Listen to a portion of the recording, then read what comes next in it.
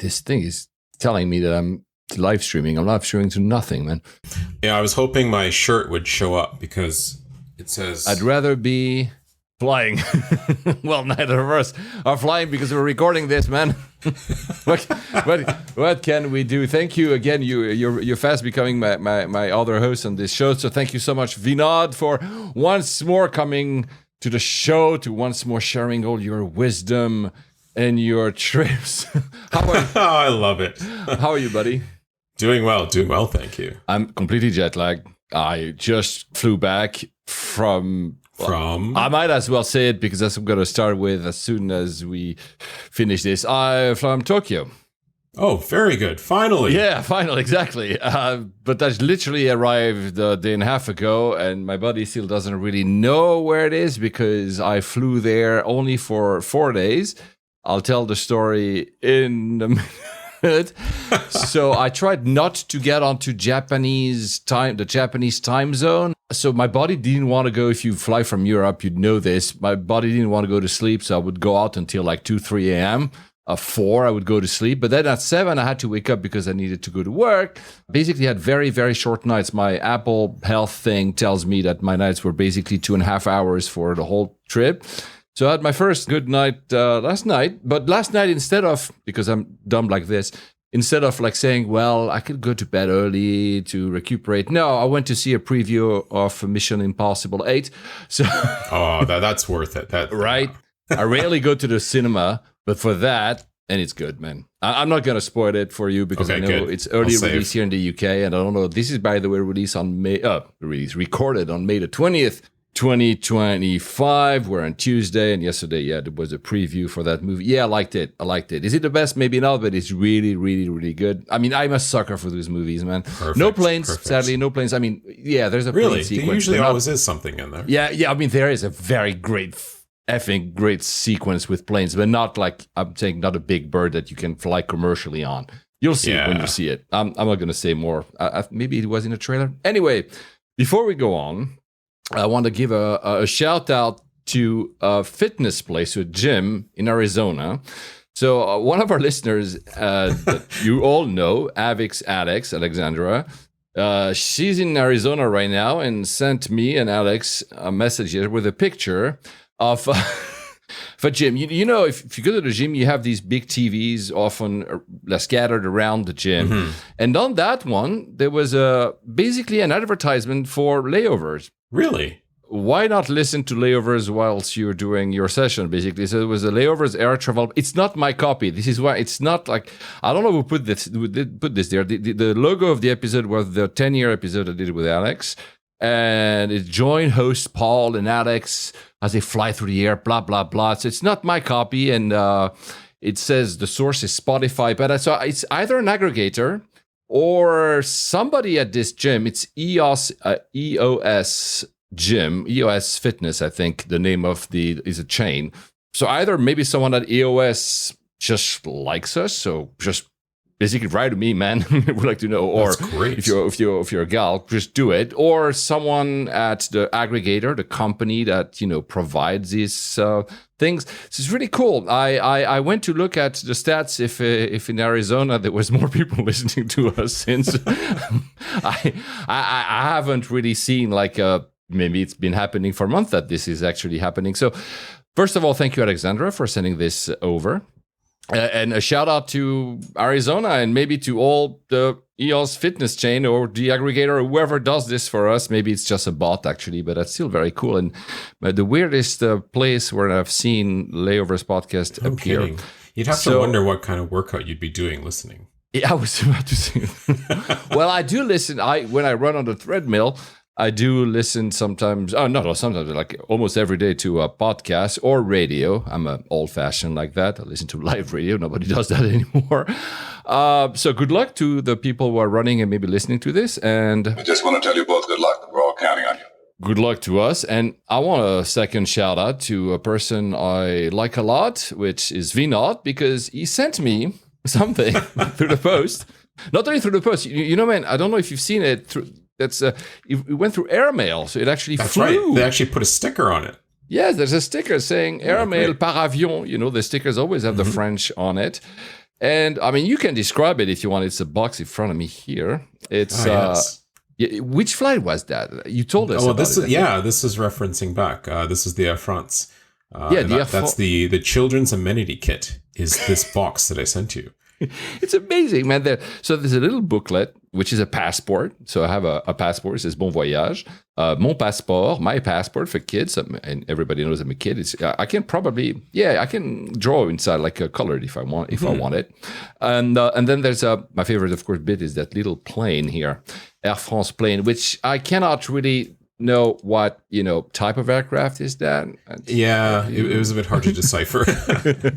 But what's nice about what they've done, because obviously they put a lot of thought into this, is the scale of the wheels on this little toy plane that is sent also fit the standard wooden tracks that children play with for their Thomas and friends and whatnot. So hence why our son was thrilled, because it fit the track. I wouldn't have known about. Did you? I hope you kept one copy for your son and didn't send me his. Well, copy. Knowing me and how I operate, I managed to get another one.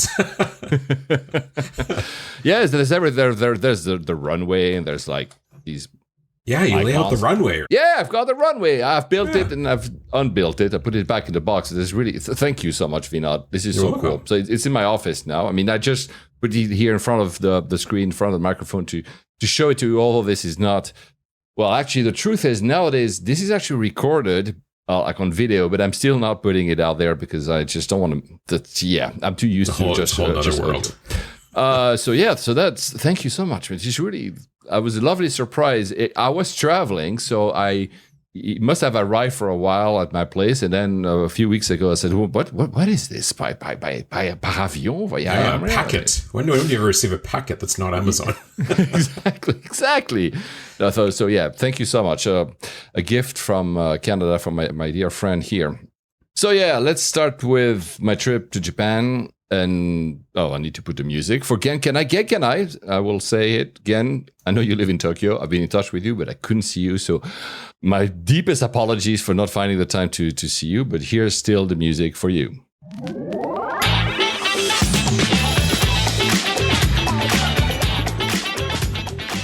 So yes, this was a very last trip.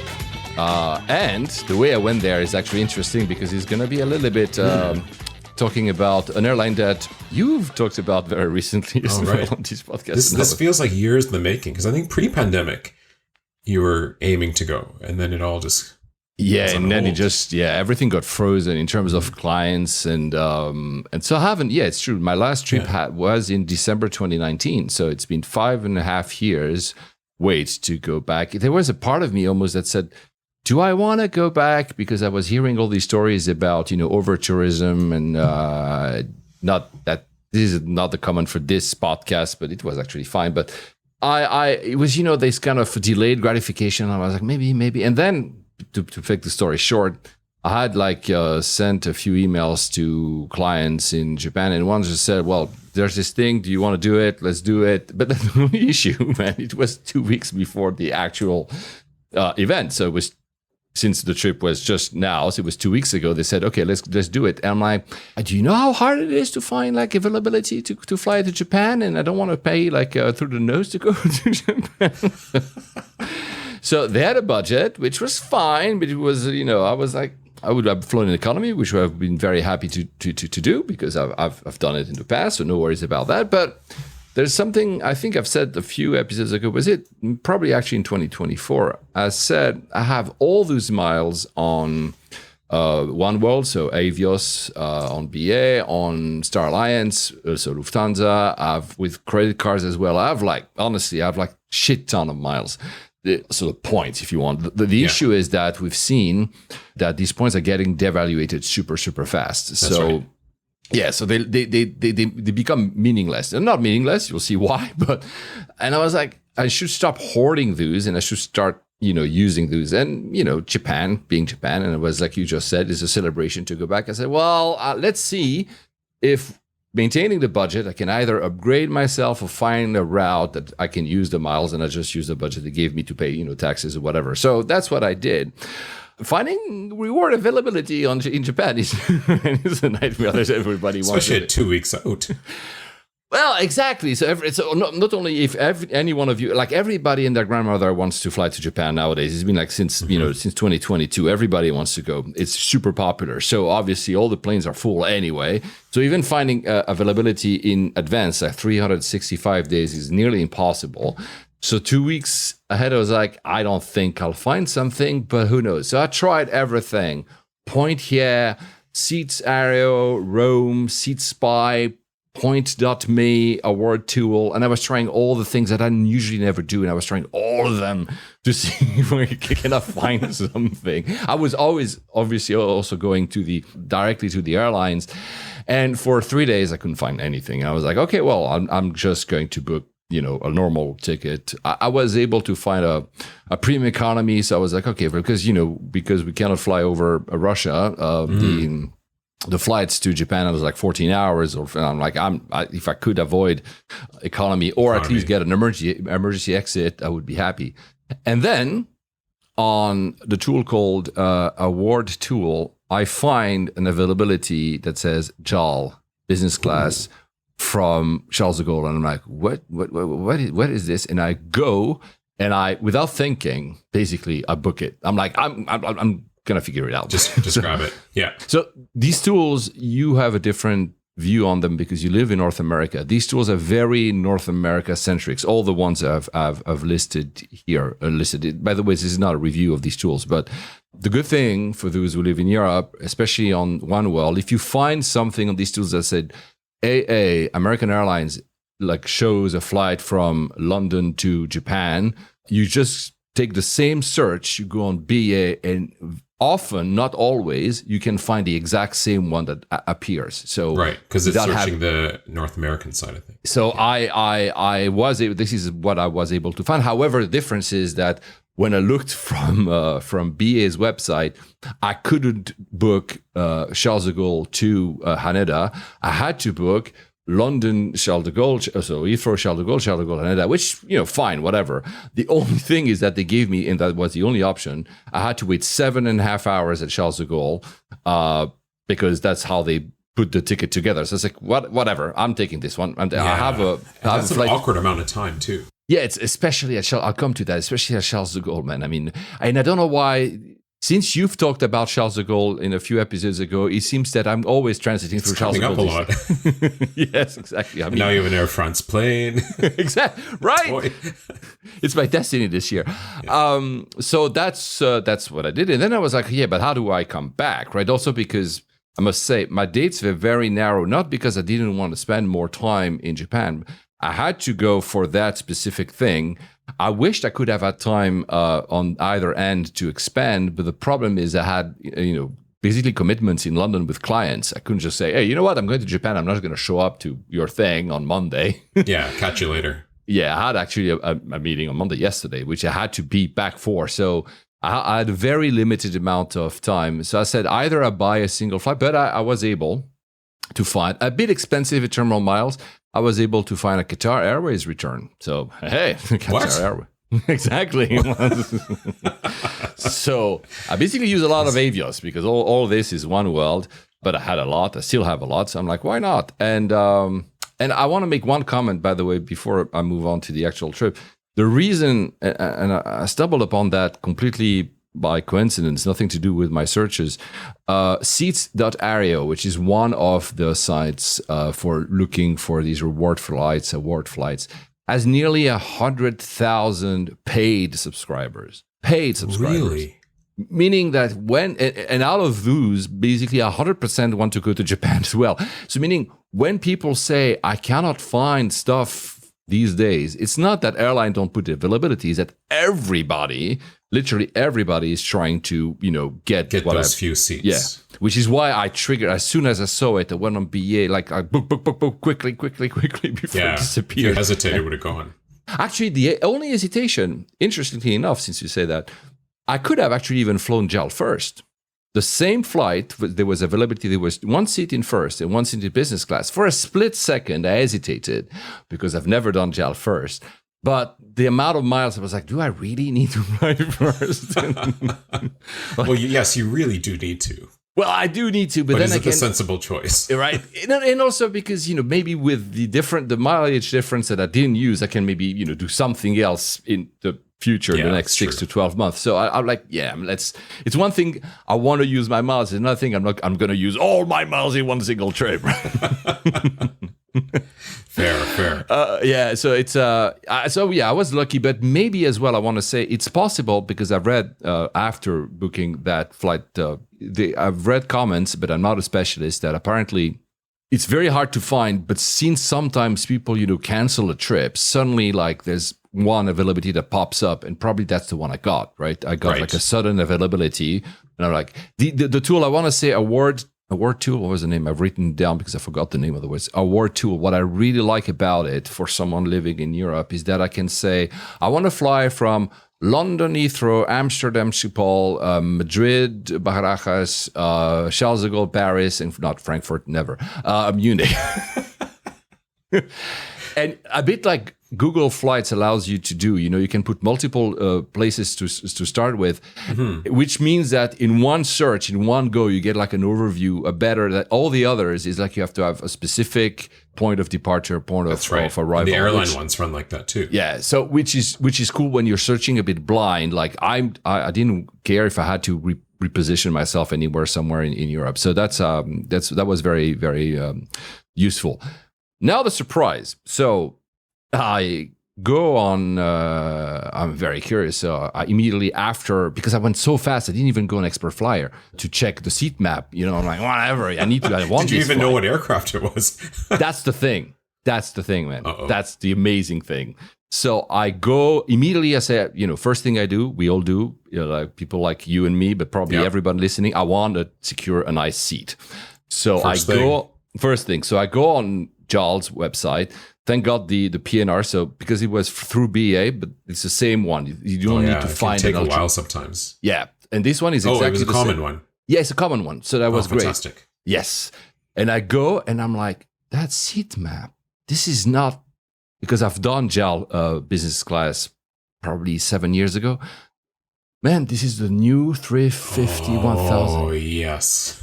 So I knew that this plane was leaving from London, that this plane leaves from New York, and I think Dallas in the US as well. It was the introduction week of that flight from Paris. Man, I got like so effing lucky. Oh, it's great. And by the way, 1 day out of 2. So if I had flown the next day or the day previous, I would have gotten the old, which is very good, by the way, but the old business class. So I'm like, whoa. And they had given me a seat, which is a window seat. But I'm like, this is one of these windows when the window is slightly further ahead because the console is on the side of the window. And the one behind was still free, and I'll be completely next to the window and the console will be to the aisle. For those who don't realize it, the new JAL, which I'll come to, of course, when I'll describe it, is actually a suite like a crew suite. So you're actually it has a door. It has a door and a high door. I'll tell you the story in a minute. Oh, right. Which, great. Yeah. So it was not planned. And I was not like one of these reviewers, because I'm not one. We're not any here. That said, I want to absolutely fly this. I'm going to find a way to. I just got super lucky. I just needed to go that's to Japan. amazing. And what aircraft did it not, like you said, if you had gone on a different day, what are they running? I think they still run the 777. Okay. I'm pretty sure that's the one they would run, because I haven't checked, to be honest with you. So I'm making an assumption, but my assumption is that this is the one. So they're running this 350 1000 because that's their flagship. This is what it has first as well. So this is why I guess it's not going to be on that many routes with the first, at least, because first doesn't make sense to go to some places, right? Right. I'll talk about the first for a split second, because of course I saw it entering the plane. Had you known it was a 350, maybe you would have picked first. Oh no, simply because of the layout of the seats. The old business class of JAL has these staggered business. So there's two, and I think it's called Apex. So you still have your own access, but you have to kind of squeeze if you're on the pure window, you squeeze through a small corridor. Let's say it's like the old BA. Old BA, yes. But with an actual separation. So you're not like looking at your, and you're not hopping over someone else's legs. Yeah, exactly. You have a little passage to do that. It's nice. It's very good for someone like me who's tall. This one, it was 1, 2, 1. So I'm like, this is not the usual. This is what I was like, oh my God, oh my God, oh my God, oh my God.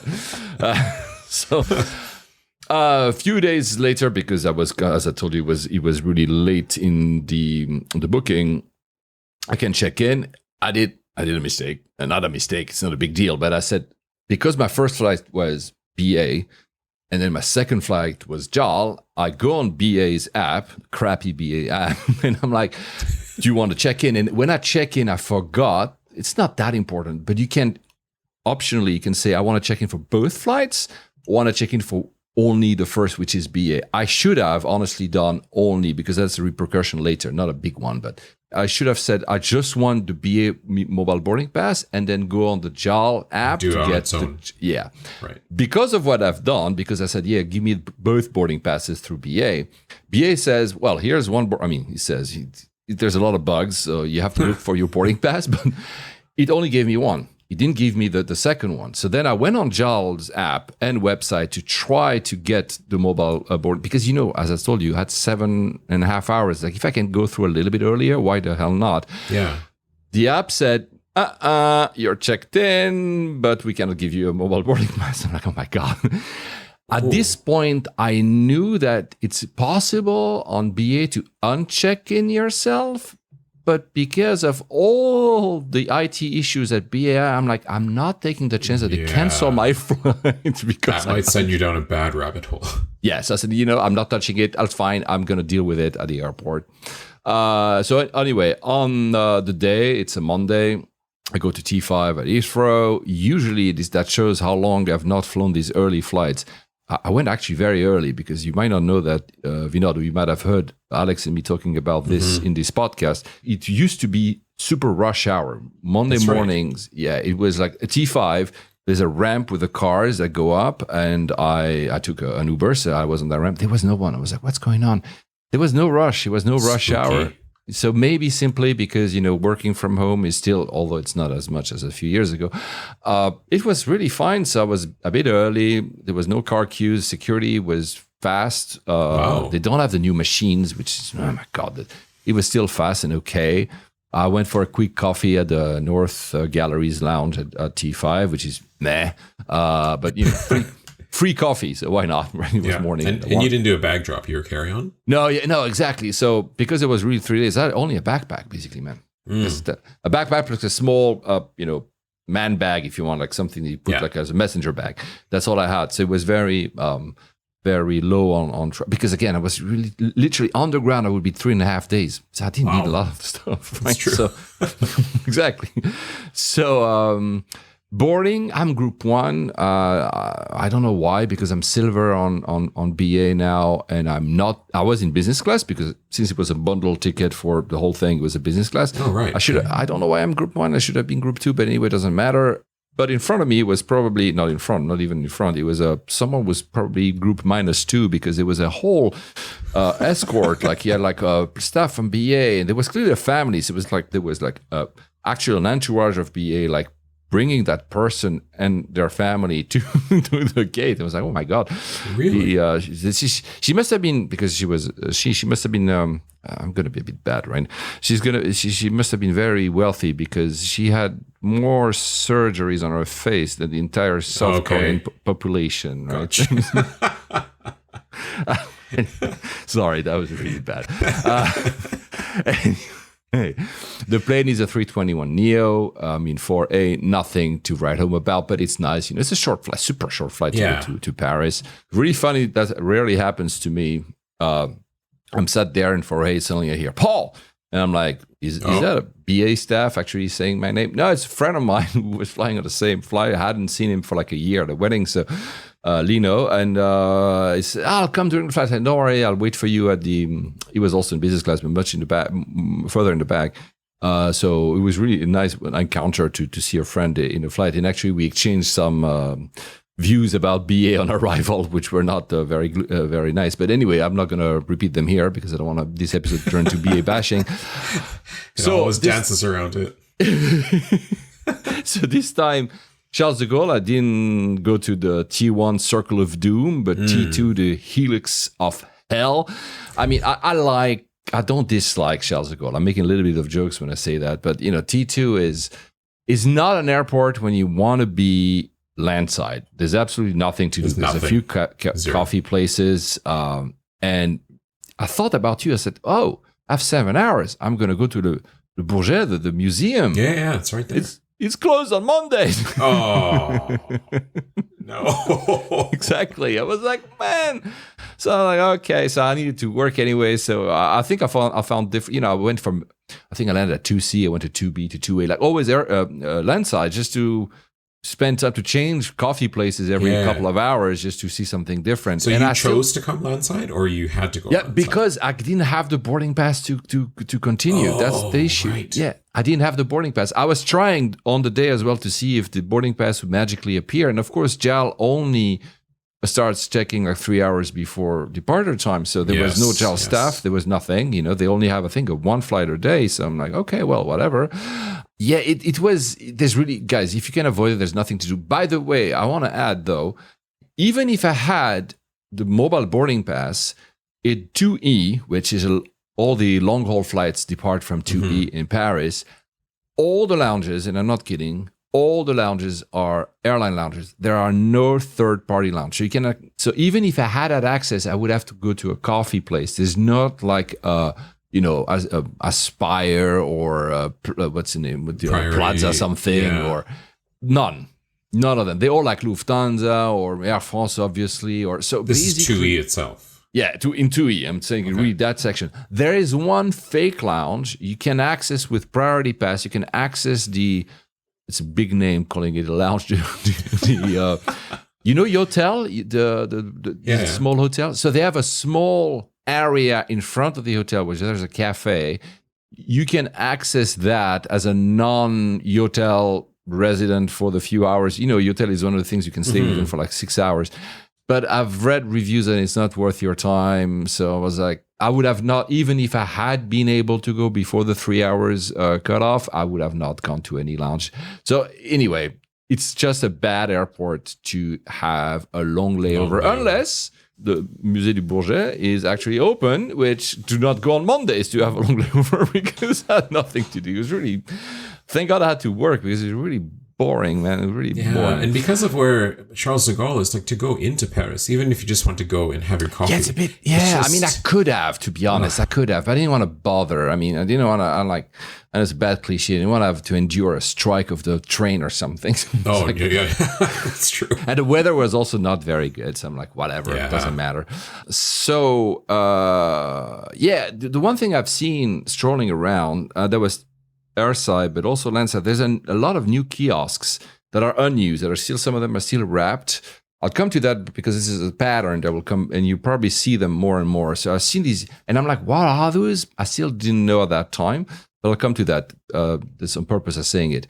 So 3 hours and 10 minutes before the departure time, Flighty, my beloved app, indicates me the gate. I'm like, oh.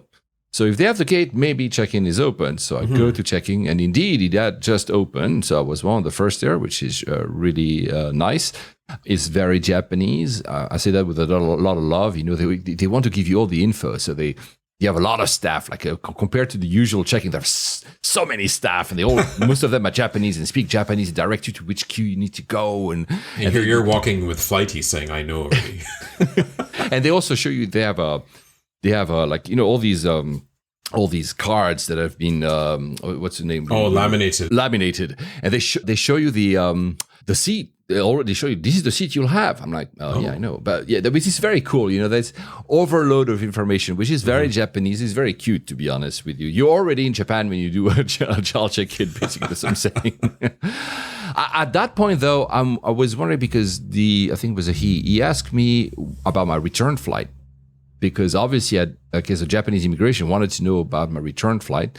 So I'm wondering if that had any type of potential reason why they didn't give me a mobile boarding pass, because they couldn't issue the boarding pass before they made sure I was actually getting the F out of the country after coming in.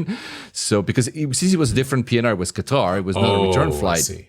Yeah, so I doubt it, but anyway, so I said, but it was the same ticket though. No, it was you have different. two separate. Yeah, I booked them totally. Okay. Qatar Airways, I booked them on Qatar websites with Avios, and the other one on B8. So there was different PNRs, two different tickets.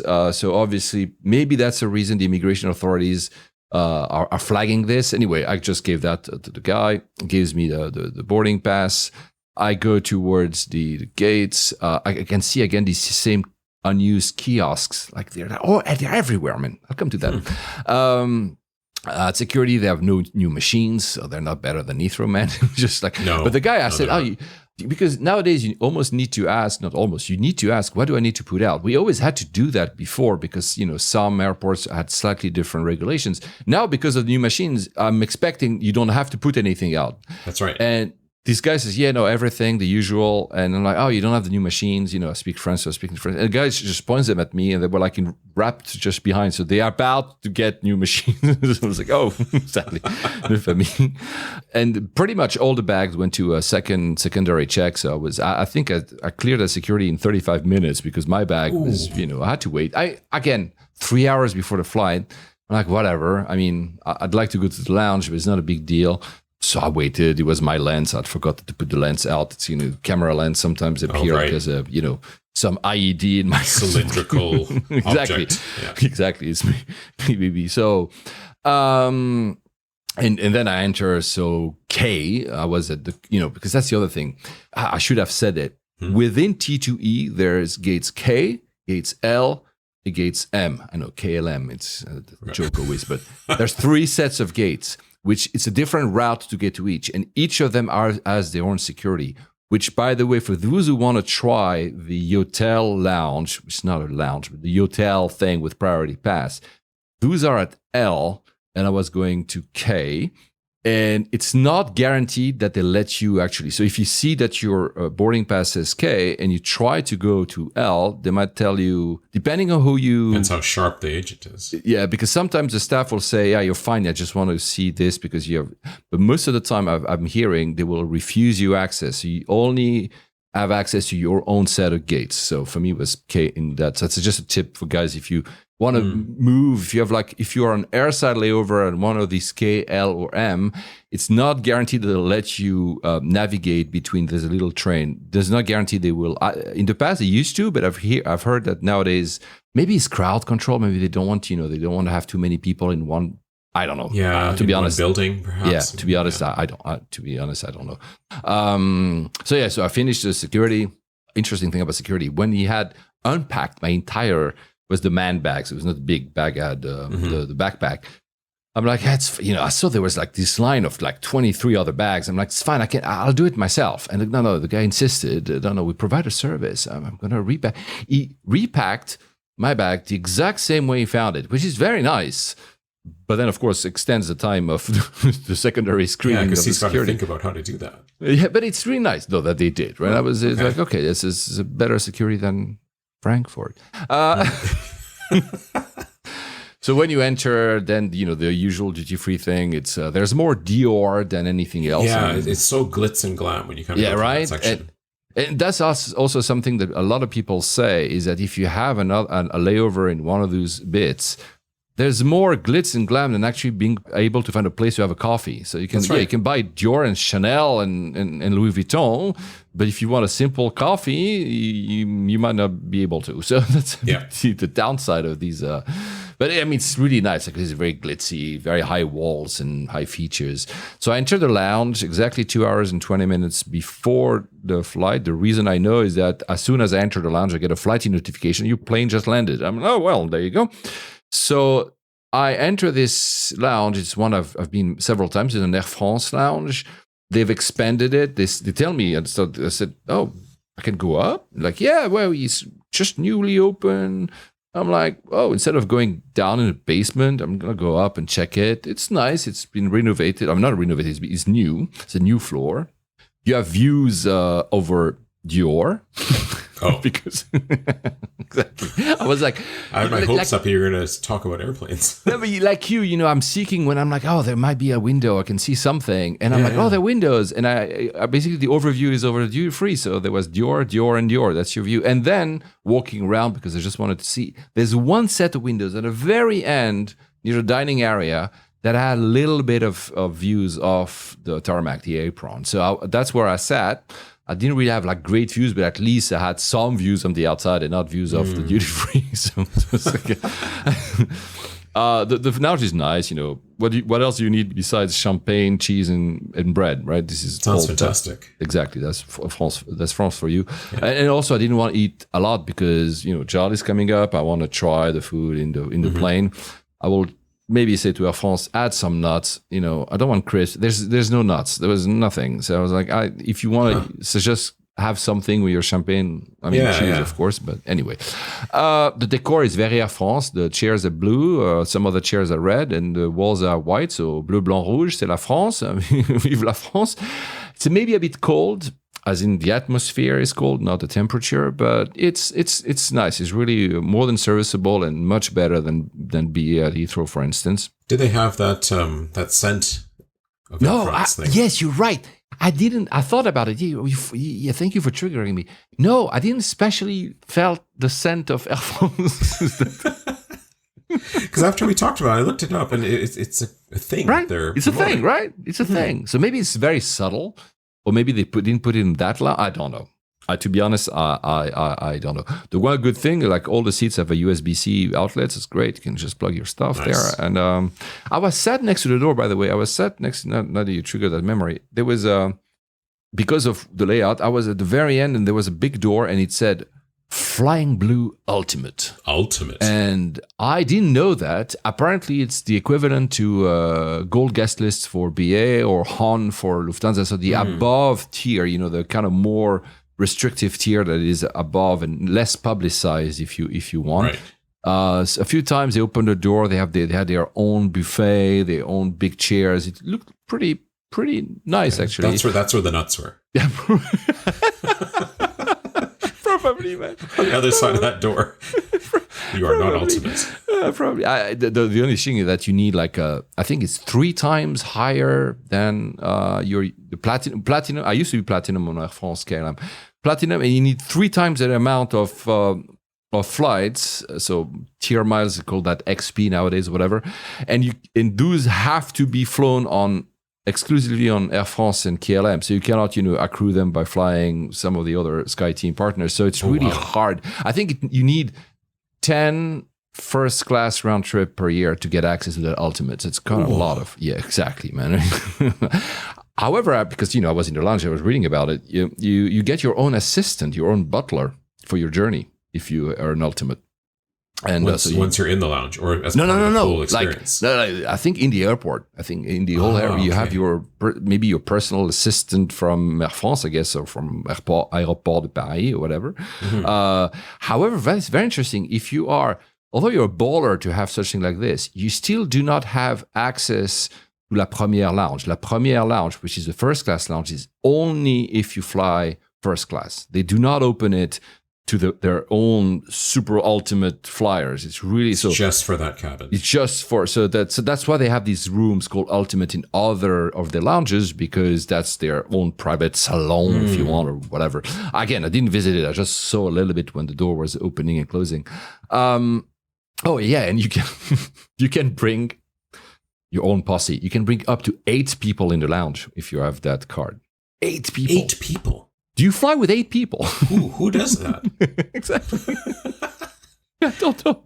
I mean, it's cool, man. I mean, it's cool. I'd say probably Han on Lufthansa is a better deal in terms of what you get as one of these super high status systems. I think that's I think Han has they even drive you in a Porsche or something. So, I mean, hard to say. I've never been to these. I've never been as high as a status, so I cannot compare them. I was just thinking. Actually, I know that since we were just thinking about the amount of spend, I know that Etihad has it's not a secret, but has a secret status above platinum. That's their highest. You need to spend nearly $200,000 a year to have access to it. Wow. on flights with Etihad. So that's a lot. Yeah. The one that is really staggering is Emirates. Emirates, above also the highest is platinum. They have one called IO, which means invite only. It's Tim Clark himself who decides who gets to get there, like yearly. So if Vinod maybe invites you 1 year and then the next year says, no. The minimum spend to get access to that, can you guess how much is it on Emirates flights? So you just said it's 200 something thousand on Etihad. Yeah. I'm gonna, if someone's personally reviewing this, I'm going to say $500,000. It's $1 million. It's $1 million. It's $1 million spend a year on Emirates flights together. So basically, you need to fly like nearly like every week in first or business long haul to get. Man, it's crazy, man. It's just insane. How? I can't even fathom that. I cannot. Maybe I mean, and nobody knows because it's so secret. It's not secret because people talk about it, like we're talking about it right now, but nobody knows exactly how it works, and it's purely invite only. This is why it's called, Emirates IO invite only. Anyway, one day. One day. By the way, for those, because some of you guys listening, I've been lucky. Alex has been lucky as well to have done me several times, like really a lot of times, Emirates first class. Have you ever done Emirates first class? First class, no. Yeah, business, right? Yeah. So first class, they just changed the rules. Sad for all the people that were willing and wishing to go to first class using points. Now, first class upgrades will be reserved to people who have status, so silver, gold, or platinum at Emirates. Because I think what happens is that a lot of people, especially from the US, North America, where, I have like, X amount of shit ton of points. I'm going to transfer them and fly once with Emirates, and that's it. And Emirates, I think, wants to keep it a bit more for regular Emirates travelers. So unless you have status, you will not be able to upgrade anymore to a first class. And by the way, I'm blue. Blue is not silver, gold, or platinum, so I couldn't. That's gone for me. It's gone. Yeah, it's gone.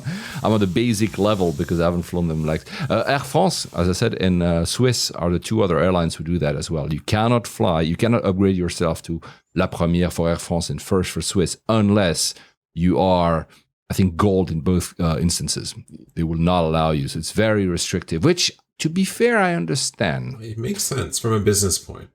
Right, yeah, for the exclusivity product of purity point. Yeah, exactly. Product purity. That's exactly. It's very good the way of putting it. So what else? The last thing I'll say about the lounge, because I think it hasn't happened to me since COVID.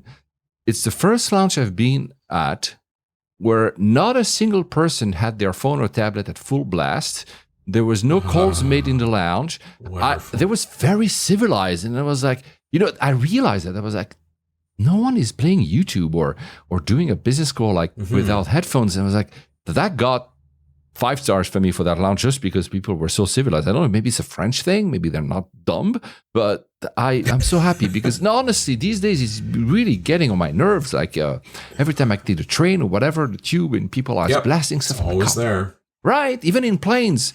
It's just like, come on. I know the plane, the engine sound in planes kind of dampens that thing, but you're like, come on. Anyway, so I go to the gate, a bit of delay. They were very apologetic, obviously, because of delay. But when your flight is nearly like 15 hours, you're going to catch up in the air anyway. So I was just very eager to enter the aircraft. So the aircraft is, as I said, 350-1000. I think the plane was from March 2024, if I remember correctly. I was in 4K, so one of these seats, I told you, close the window. So I enter the aircraft. The first thing you see, of course, when you enter for the first door is the little first class. So I just took a glance. Man, these things are huge. You can put 2 people per room. They're like full on. Yeah. If there's a word beyond suite. Yeah, exactly. It looks, the screen is massive. I mean, is it better than Emirates 777 first? I don't know. I'm not here to make comparisons. It just felt very, very impressive. But that was just a glimpse because, I had to move on to go to my seat. So I see my seat and I'm like, holy cow, this might be better than the Q suite. That's my first thought. Really? Yeah. It's a bold statement. And I think it maybe is, actually. In terms of hard product, at least, and I'll come to the rest, but holy cow, it's big. There's something about the Q suite, and I know you've done it as well. I love it. I know, but but when the door is closed, it's a bit claustrophobic. Shrinks it in a little bit, right? Right. This doesn't happen here.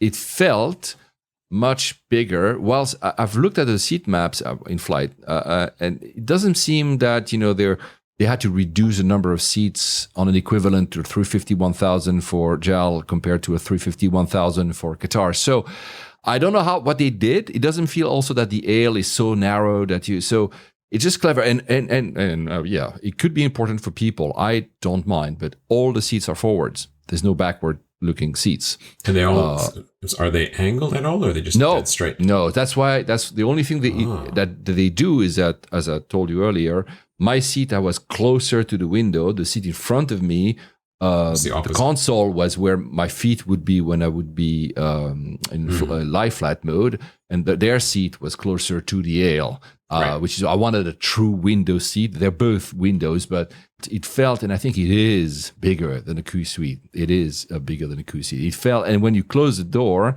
it feels still big, which is the thing that really. And the doors are. I didn't take a tape measure. The doors feel also quite high. There's not like these half doors that BA and pretty much everybody else does. It's like a very tall door that gives you a lot of privacy.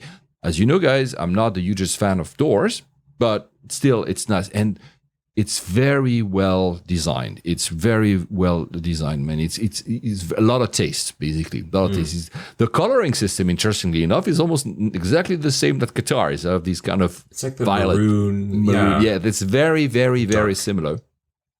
But really, really nice. The first thing I noticed, though, before I go back to this, the first thing, and I'm not going to guys, I'm going to try to avoid all this minutiae of the seat because I could go on for 5 hours otherwise. The first thing I noticed, because I had never experienced it, I sit down and I look at the window and I'm like, oh, wow, this is one of the Airbus that has the dimming, electronic dimming like the Dreamliner. Ah. Hey, yeah, I had never seen it. And so the first thing I do, I'm like, how do I open, close? So there's a little line and it's not evident. To be honest with you, I'm not dumb, but I was like, how do I get it darker? So I realized after a few tests, you can slide, if you put it like this, it's a line you could touch, and you can slide your finger to decide the level of darkness or the level of non-darkness or lightness, or you can touch anywhere on that line. And it'll just go to that. And it'll go. It's pretty fast. I'm not going to compare. I didn't take like a clock and I say, how fast is it? How fast is it? Is it faster than a Dreamliner? It's pretty fast. It's really, really fast. The thing that really struck me, and when it's dark, it's pitch black. I find on the Dreamliner, Dreamliner, there's a bit of that navy hue, right? Yes. Yeah. This is pitch black. And it feels as well that where they put that, I don't know how they call it, but they put that, is it a liquid, man? I don't even know. Like, is it like like an LCD-ish type stuff? It's very close. You know how, Windows have like 3 layers, I guess? Mm-hmm. The one on the Dreamliner must be further away from your window. There's like almost like a protective layer before you hit. Right. This one is very, very close to your window. So you have, when it's pitch black, it's almost like you have a mirror because it's that close to you. So it's just striking. I'm not saying it's better or worse than Dreamliner. I'm just saying it's a slightly different interpretation of that. And so it's nice. And so my flight would be mostly a night flight, so I didn't really test it, but it felt completely like it's dark. So it's really, it creates a glossy black mirror thing. Otherwise, there's no air vents, like always with JAL, there's no air vents, and they love their warm cabins. Warm cabin, yes. I dislike warm cabins, but anyway, it turned out that it would be okay. Actually, it was not that warm, but I'm like, So back to the seat. There's this, I'm looking at things, and of course, there's a big screen in front of you. I don't remember, it's like 22, 24 inches. It's pretty big. And did it have your a welcome message for you on the screen? Yeah, yes. My Nice. name, and so it's really nice. And they tell you can link your phone app, whatever, which I didn't do. But I'm still looking. The first thing I realized is that under the ottoman where you would put your feet when you're in lie flat mode, that bit is very big to put storage, much bigger than the one in the Q suite. So I was I was hiding stuff there, and it was completely out of the way, which is very practical. And then I was still discovering you, and the flight attendant came to say hello and to ask me for a welcome drink. And immediately she started telling me about the seats. So you can put your jacket here. And so there's a sliding door, and you have like a hanger, and you can put your jacket. I had stupidly put my jacket on the overhead bin. So I went, okay, well, I'm going to grab it and put it there. There was a box that opens when you can put your shoes, and very nice. Then it slides back. There's another storage on the side as well. The very satisfying thing is like all of these, every time you close them or open them, the click was super satisfying. You're like, click. Oh, wow. Yes. It was like soft click. Exactly. It felt super luxurious, man. It was very so you were sitting there opening, closing. Exactly. Absolutely. I was like a kid, man. She asked me, by the way, because she saw I was with my phone, do you want a picture of you? And I'm like, no, it's fine. It's cute that they ask. I think it's nice. I think a lot of people love that kind of memory. I don't care about selfies. I don't care about pictures of me, but it's nice that she I will say that up front. The crew was great. Some of them, their English was not perfect, but they all tried damn hard, and some of them, they were perfect, like super bilingual. So it was really easy. They were great. They were very proactive, very smiling all the time. It was super welcoming, man. Really super welcoming. You have a wireless charging pad. You have USB-C, USB-A. You have power. You have headphone plugs. You have everything. You have tons of buttons and lights and stuff, and you can move your headrest, the backrest, the seat goes forwards, backwards. You have your presets for sleeping, for dining, for takeoff and landing. You have an accent light on the side, a bit like Etihad Studio does, like that gives you like a nice hue in the entire room. Yeah. Let's call it a room. Chandelier-ish kind of. Exactly. You have a reading light, obviously. You have like some accent lights on the cubicle. So I said like where you put your feet, so it creates a little bit of ambiance. It's really nice. So I'm trying all the buttons, and then I'm like, sometimes every airline, the hieroglyphs, let's call them hieroglyphs, the little logos they use on the buttons for each set of flights is different from airline to airline. Yeah, it's not universal. Right. So the first one, I'm like, yeah, this must be that ambient light. Yeah, this must be the cubicle light. Yeah, the third one, I was like, this must be the reading light. And the fourth one, I'm like, what kind of light is that? I'm like, I'm gonna press it. I press it. I'm basically calling the attendant. Oh. Like, man, no, this is not what I wanted to do. And last thing of the cabin, like the queue, the central bit doesn't have overhead bins. So it makes the cabin larger. Much more large, yeah. Yeah, exactly. Even though, of course, the doors create this a bit, not claustrophobic, but a little bit of more enclosed type of environment.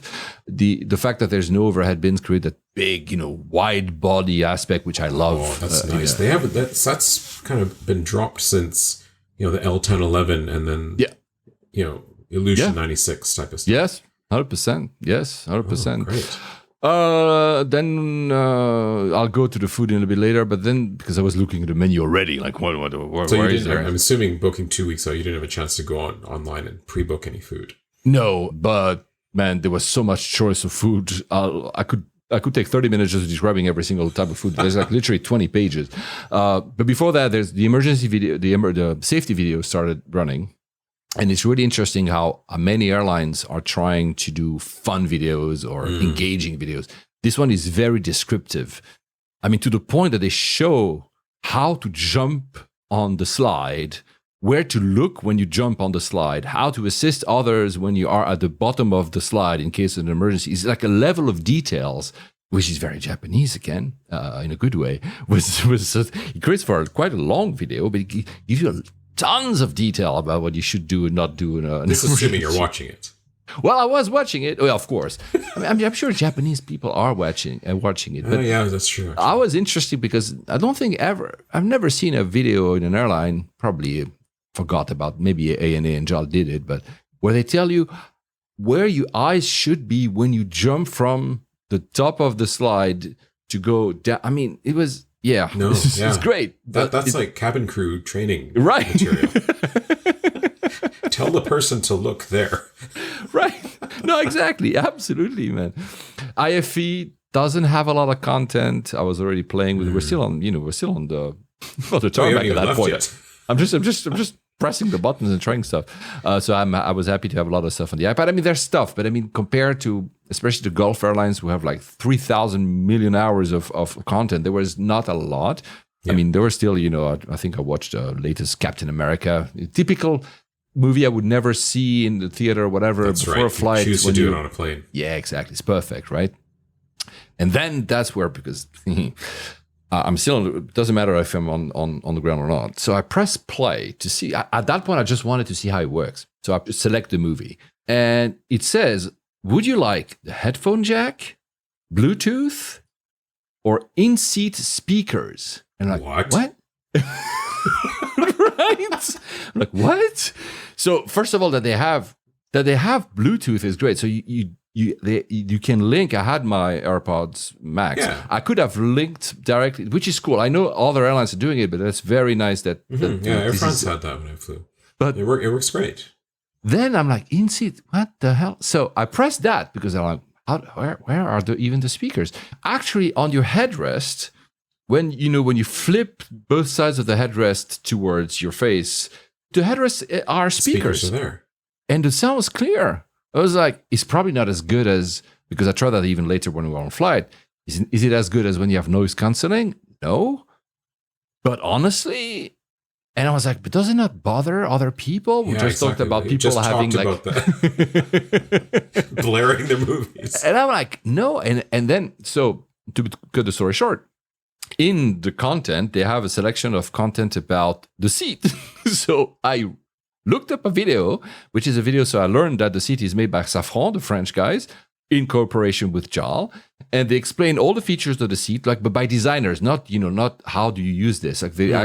Like the whole process is how they made the seat, because they call it a revolutionary seat, and probably it is actually. And the section about it's a short video, but the section about the in-speak speakers, they really did a lot of research that the sound creates a bubble around you, but doesn't extend outside of your cabin. And it seems, I don't know the science of it. I know that you can direct sound if you're very smart about it, but I've never seen that, and it's very cool because for a little bit, I tried it because I wanted to talk about it in this podcast.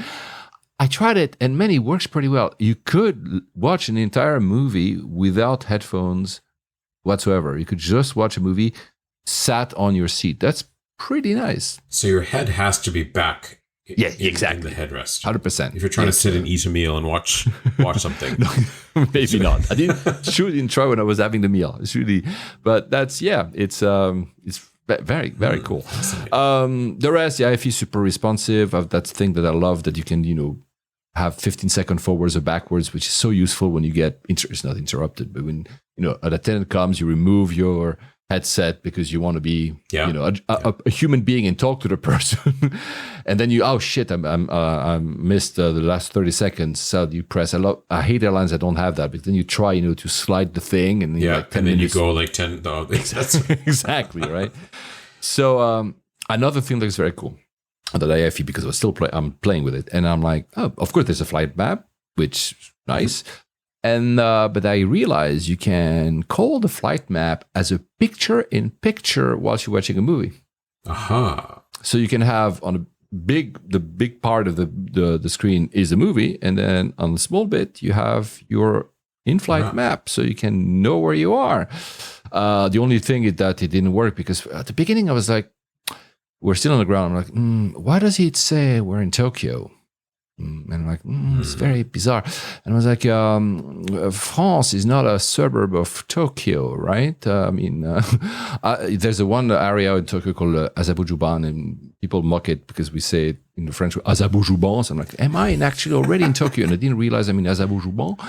And no, actually, there was a bug, sadly. So for the entire duration of the flight, on that little flight map, picture-in-picture, it never moved, so sadly. But I'm sure it usually otherwise works, and you can have both at the same time, which is the best of both worlds. So was the data correct? The rest, on the flight map. So when you open the full flight map from, I think it's Panasonic, everything was correct. It was great. Okay. And also, on the top of the movie, it says how many hours are remaining, and all that everything was correct. The only thing is the picture-in-picture. This one was clearly stuck. Okay. The plane showed, it was not even on the airport. It was like somewhere departing and never moved. So, Got it. or maybe I was in a fourth dimension. I don't know about it. So the other thing that is really nice, and I know, as I just said, I'm not going to do details, and I'm already an hour in, and I'm still on details. It's when you are on, you can check when you open a new movie. There's a timeline of the flight, and it tells you where you are now. So there's a little plane on the line, basically, right? And it gives you the time of the service, the food service. Oh. So, I mean, of course, some people would say, for instance, Qatar is down on demand, so you could eat whenever you want. But here, because the service is at specific hours, it gives you everything. It also gives you an advice when you should go to sleep. There's a little moon, that's where you should go to sleep, and a little sun when basically you're going to wake up. And then also which is very nice, they also have like the moment they'll basically go on approach and they'll start, ramping up. So they have all that on a timeline, so you know where you are first, but also when you're watching a movie, it's not only about do I have time, but do I want to do it now? So it's pretty, honestly, pretty cool. When you interrupt a movie, by the way, they give you a code. I was like, what? And the code, if you write it down, either later in the same flight or any other JAL flight that has the same system, which is all the 350s, you can input the code and it will restart the movie at exactly the minute you stopped. Wait, you said on any other flight? Yeah. Really? Yeah, because I read about it. I didn't do it. If you link your JAL app with the IFE, which is apparently pretty simple, you don't even have to do that. The JAL app will remember at which minute you stop the movie, and when you enter another JAL flight and you link it to the IFE, you can say exactly. You can pick up from there. But because I didn't link the JAL app, it says here's a code, and I tried it. It works. I wrote down the code, and I took a picture with my phone actually, and then a bit later I'm like, now, if I go and I press the code, yes, you would go to the movie. It was another movie that you watch until the end. Doesn't matter which one, but it works. Fantastic. I mean, I'm not sure it changes your flight experience but it's cool because how many times you watching a movie and you cannot finish it, right? You fall asleep. Yes. And sometimes I just put it on pause and I turn the screen off. Yes. So I don't want to lose my spot. Yes. I have to do that as well. Yes. The weird thing, that's probably the last bit it is the last bit. The weird thing on the IFE is that you have these, how it's all the same. You have this grid of movies, grid of content. And in the grid, there would be ads. And I'm like, what? But not an ad that said something. You would press and it would run an ad. Why would you click on an ad on purpose? It's one thing to have interruption marketing, which is an ad before a movie or after a movie or whatever. This asks you if you'd like to press on one of those squares. Instead of being a movie, it's an ad. I tried. Yeah, I clicked and then I got an ad for 30 seconds. But I mean, it's nice that they don't interrupt you with ads. But I'm wondering what's the actual number of people that would actually willingly press on an ad to watch an ad. Yeah, he's looking very puzzled, I understand. And on an airplane and in a flight where time is scarce. Yes. Why? I'm the same. Nobody wants the ads. Exactly. We all want to avoid the ads, and we anyway.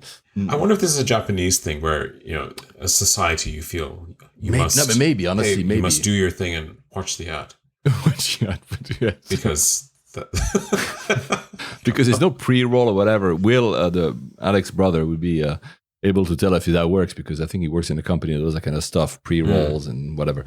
The amenity kit, it's very cute, simple amenity kit. The design actually is interesting. The design is I think it's an NGO or a charity in Japan, and all the designs are made by people with intellectual disabilities. It's really nice. It's a very nice initiative. There's a booklet that explains you to it. But the reason, usually I never talk about amenity kits, but I open the amenity kit. I'm like, what? There's this. And I'm like, what is this? Is that like some kind of Transformer Gundam robot? And it's not in a video, guys, but Vinod can see. You do this and you do this, and it's... Oh, come on. Right. You can put your phone or tablet on it. It's a phone holder. It's a phone holder, and it's JAL. You cannot see on the camera here, but it's JAL branded, and there's even like there's two different heights, two angles exactly. You could fit that in your wallet. Yeah, and exactly. Yeah, I should have said that. You're right. Thank you, because there's no video. When you you put it back into what it was. It's basically a credit card size. So they give you that as part of the amenity kit, which is really, really cool, I find. And then I'm like, what I do is, why they give me red laces for my shoes? Is there like something I don't know about? Actually, you see, they give you like a USB cable. So there's a USB-C 2. Look at this. To either lightning, that's for the iPhone until iPhone 15, 14, whatever. And then if you do this here, of course, when I do it for you, it's the USB-C. So they give you a charging cable as part of the amenity kit. And it's, of course... this is brilliant. It's also JAL branded. I mean, this is... And the rest is, your usual, right? The eye mask, whatever. Yeah. This is so cool. I just find it so cool. They could just give the cable and the holder and be done with it. Because I think we're all getting tired of the eye mask and the toothbrush. Well, the eye mask, I guess if you don't fly a lot, it's nice to have one. I always have mine with me because I have my favorite. Everybody knows is the Emirates business, the previous version. I know I'm that specific. I have like 20,000 in my drawer at my place because every time I would keep them. All of that, the bedding was wrapped, so they give you the bedding and the cover, mattress pad, the mattress. Yes, sorry, thank you. The mattress and the cover. And then I'm like, why is there a third thing? Actually, they give you some kind of yukata. So instead of give you a pajama, they give you like the Japanese style robe. Robe. They call it a cardigan. It's a mix between a cardigan and a yukata. And I'm like, a robe, so a Japanese robe. And I was like, what? I tried it. It was a bit big. I could, however, which is insane, on the IFE, I could order a different size that it would bring to my seat. Wow. Yes. I noticed, I didn't use it to sleep. I noticed that they were asking for them back at the end of the flight, but they were not really enforcing. Like some people, I think they're like, so they ask politely if you can give it back, but I don't think they expect you to give it back. So anyway, I didn't keep it. I was really traveling super light. I had not a lot of place in my luggage. So I said the crew was lovely. The food, man, the table, the one thing, the table is a bit finicky. That's maybe the only downside of that thing. To open that very big table is a bit finicky. But the one thing I will say about food, I think you have the same experience when you are in a new flight. When you are in a new flight, a new carrier or someone an airline you're not used to, you don't know the rhythm. That's right. Is it the first drink? The first drink? Then can I switch to another drink for the food? When is it coming? And you don't want to sound like someone was, overplaying their hand and say, oh, because in some airlines they'll give you 3 drinks before they start the food. So I'm like, that's right. Should I? So you stock it up. Yeah. So I was like, I was having a hard time trying to. Anyway, yes. So I got some champagne to start with. I took the Japanese option, and man, it's. I think I took some. There's literally, I'm not going to read the entire thing. There's 1, 2, 3, 4 pages for the Japanese option. I mean, the typical display of Japanese food, on a tray with little different. And JAL usually gives you a bit of like a map. Yes, exactly. That's what they did on the page I have in front of me because I opened my photo thing. You have put my glasses, otherwise I'm not able to read my own screen, man. So trout and edible white plants, and on the side you have beans. And I don't read it all, otherwise I will take forever. Like you have the whole explanation of what it is, and that's only the first bit. Then you have, of course, your miso soup and the shimakase. Yeah, so you really have the quality. Even though we were departing from Paris, not that Paris doesn't know how to do Japanese food, but you know what I mean. It's not their home base. True. It was absolutely amazing. The only cheeky thing I did, I'm not a dessert guy. So I asked, can you not give me the dessert and take from the other side the cheese? And I had the cheese.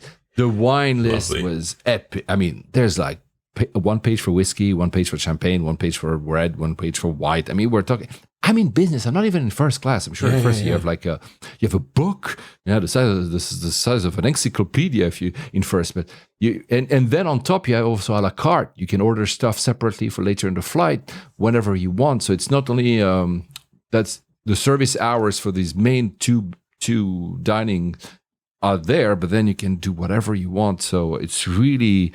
And you have, of course, an explanation because some chefs have done these. Oh, they even have like on the whiskey page, they have their not a chef, a butler, I guess, like how do you call that? A whiskey person? Not sommelier. Well, exactly. But let's say distillery.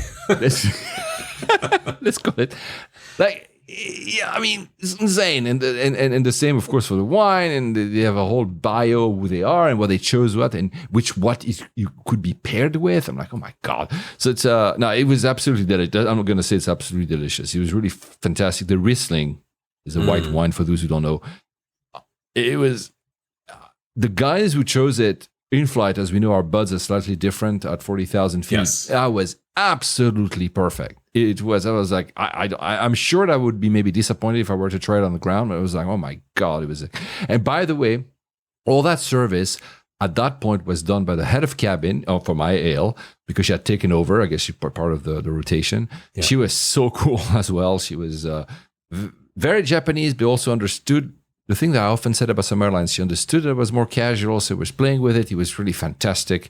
She was she was fantastic. And she, of course, I think I finished that Riesling bottle by myself. I think because every time she would top me up, it was one of these glasses. It was like, are you sure? Just never goes past just the lower certain level. The glass would be filled to the brim, not to the brim, but because it was actually, I must say, it was quite turbulent at times. They had warned us before the departure.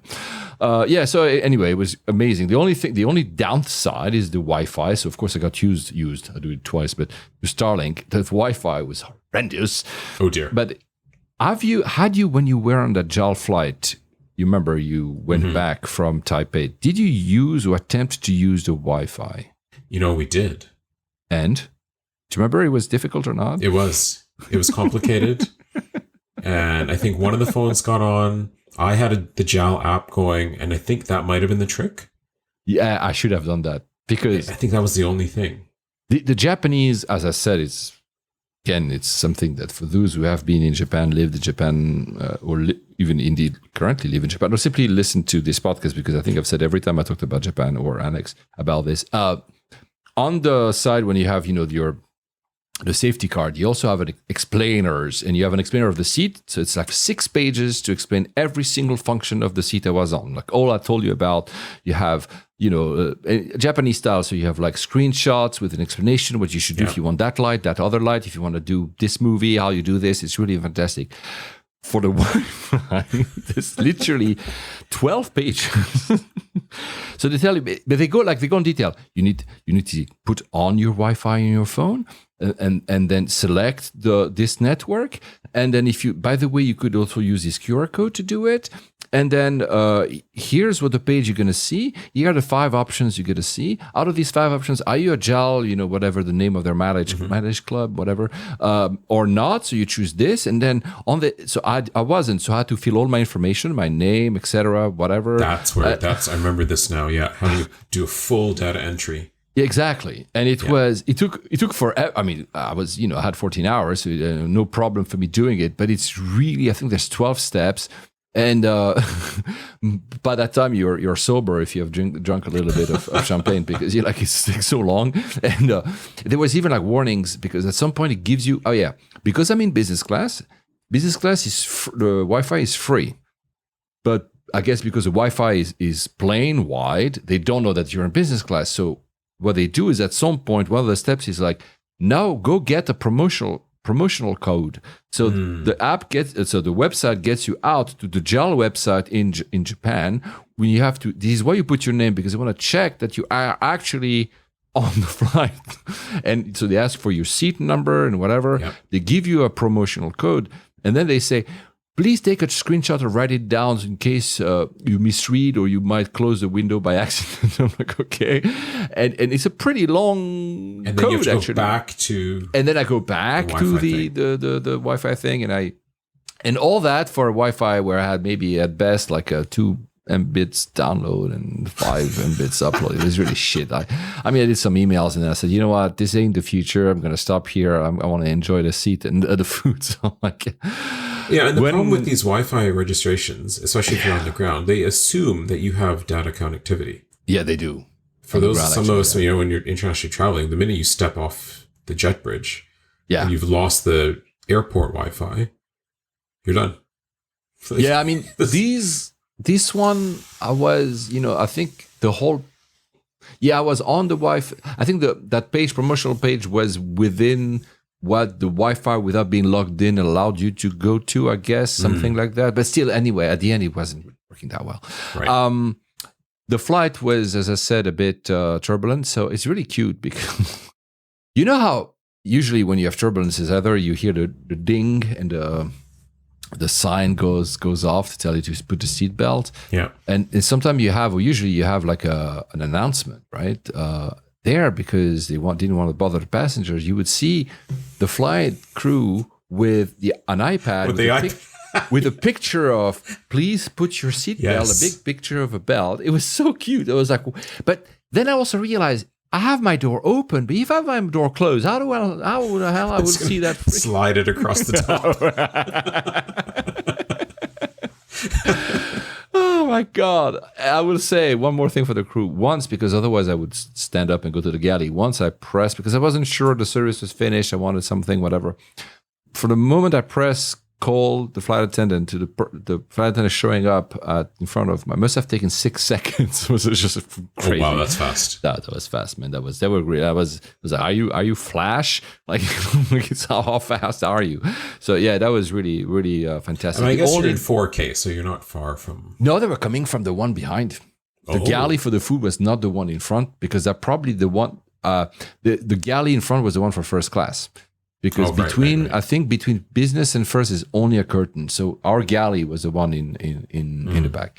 The only thing that is a bit crap is the remote. The over-engineered, very Japanese again, sorry guys.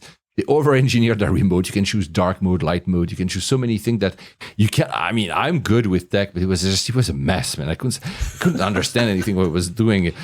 The only thing I tried to do in my work, I could have the map on it, so I could see that would be my second screen. But there's one thing. No, there's one clever thing. You can have. I just said map. That triggered my own memory. You can have a map of the aircraft with your seat highlighted, where is the galley and where are the bathrooms.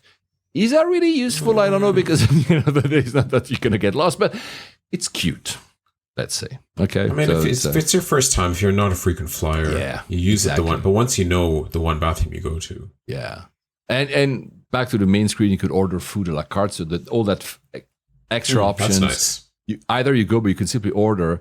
And the reason I say that is because for the wine, there's so many wines. I don't think they wanted to bother listing all the wines on the IFE. So they just said, press here and we will come to ask your favorite wine.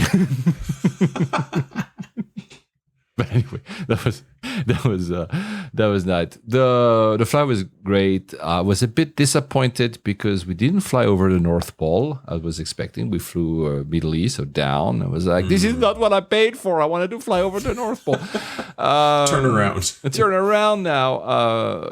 One more. I know. I'm sorry, but I find these level of details that they have, like on So on the IFE, you could see all the announcements that they'd made. So I could see that 3 hours ago, they had made an announcement to put your seatbelt. And I'm like, I don't know why it's useful, but you have all the status of all the, like a status update. You can have like 20 minutes ago, we said this, an hour ago, we said this, another hour ago, we said to ask you to put, I don't know, but it's nice. But it's useless, I think, but it's really cute. Maybe if you're one of those that sleeps and then wakes up like, what's happening? Yeah, maybe what exactly. You missed something. You're right. That's the only thing I can think of. I think that's actually good because you might have misunderstood a miss, and you can just go there and say, what did they ask in actuality? Yeah, it's good. If there's different languages, maybe as well. That's I had set mine in English. Yeah, you're right. Because how often do you listen? You're like, I have no idea. Not really, exactly. Right? Yeah. So I slept super well. It was too hot, but it was still fine. And then we arrived. You fit. Yeah. Oh my God. Yeah. Thank you for asking. Yeah. Better than the Q suite for me.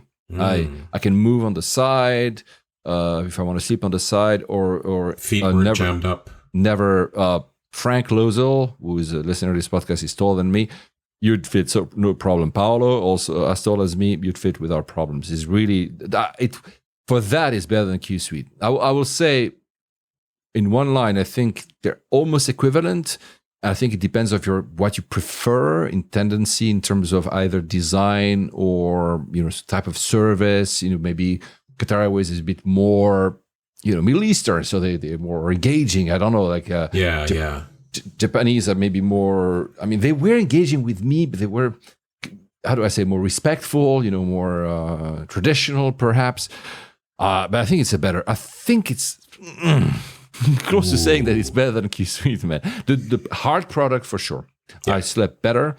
I think it's overall better. But by we're talking here like margins, and we're talking super. You're splitting hairs, right? Yeah, exactly. The thing I find with Japanese airlines, they draw that line a lot harder than in terms of. What do you mean draw that line? Like the interactions on the soft side as a crew. Yeah, I didn't. But that's what I said. I didn't feel that, especially in that flight. So maybe I just got lucky with the crew, because otherwise I would agree with you. Yeah. I've done a lot of flights with ANA mostly, a bit with JAL, but also Sky, what's the name again? So domestic in Japan, a few different domestic airlines in Japan, Starflyer and Sky something. And you're right. You are absolutely right. But in this case, I didn't find that. I find it was actually...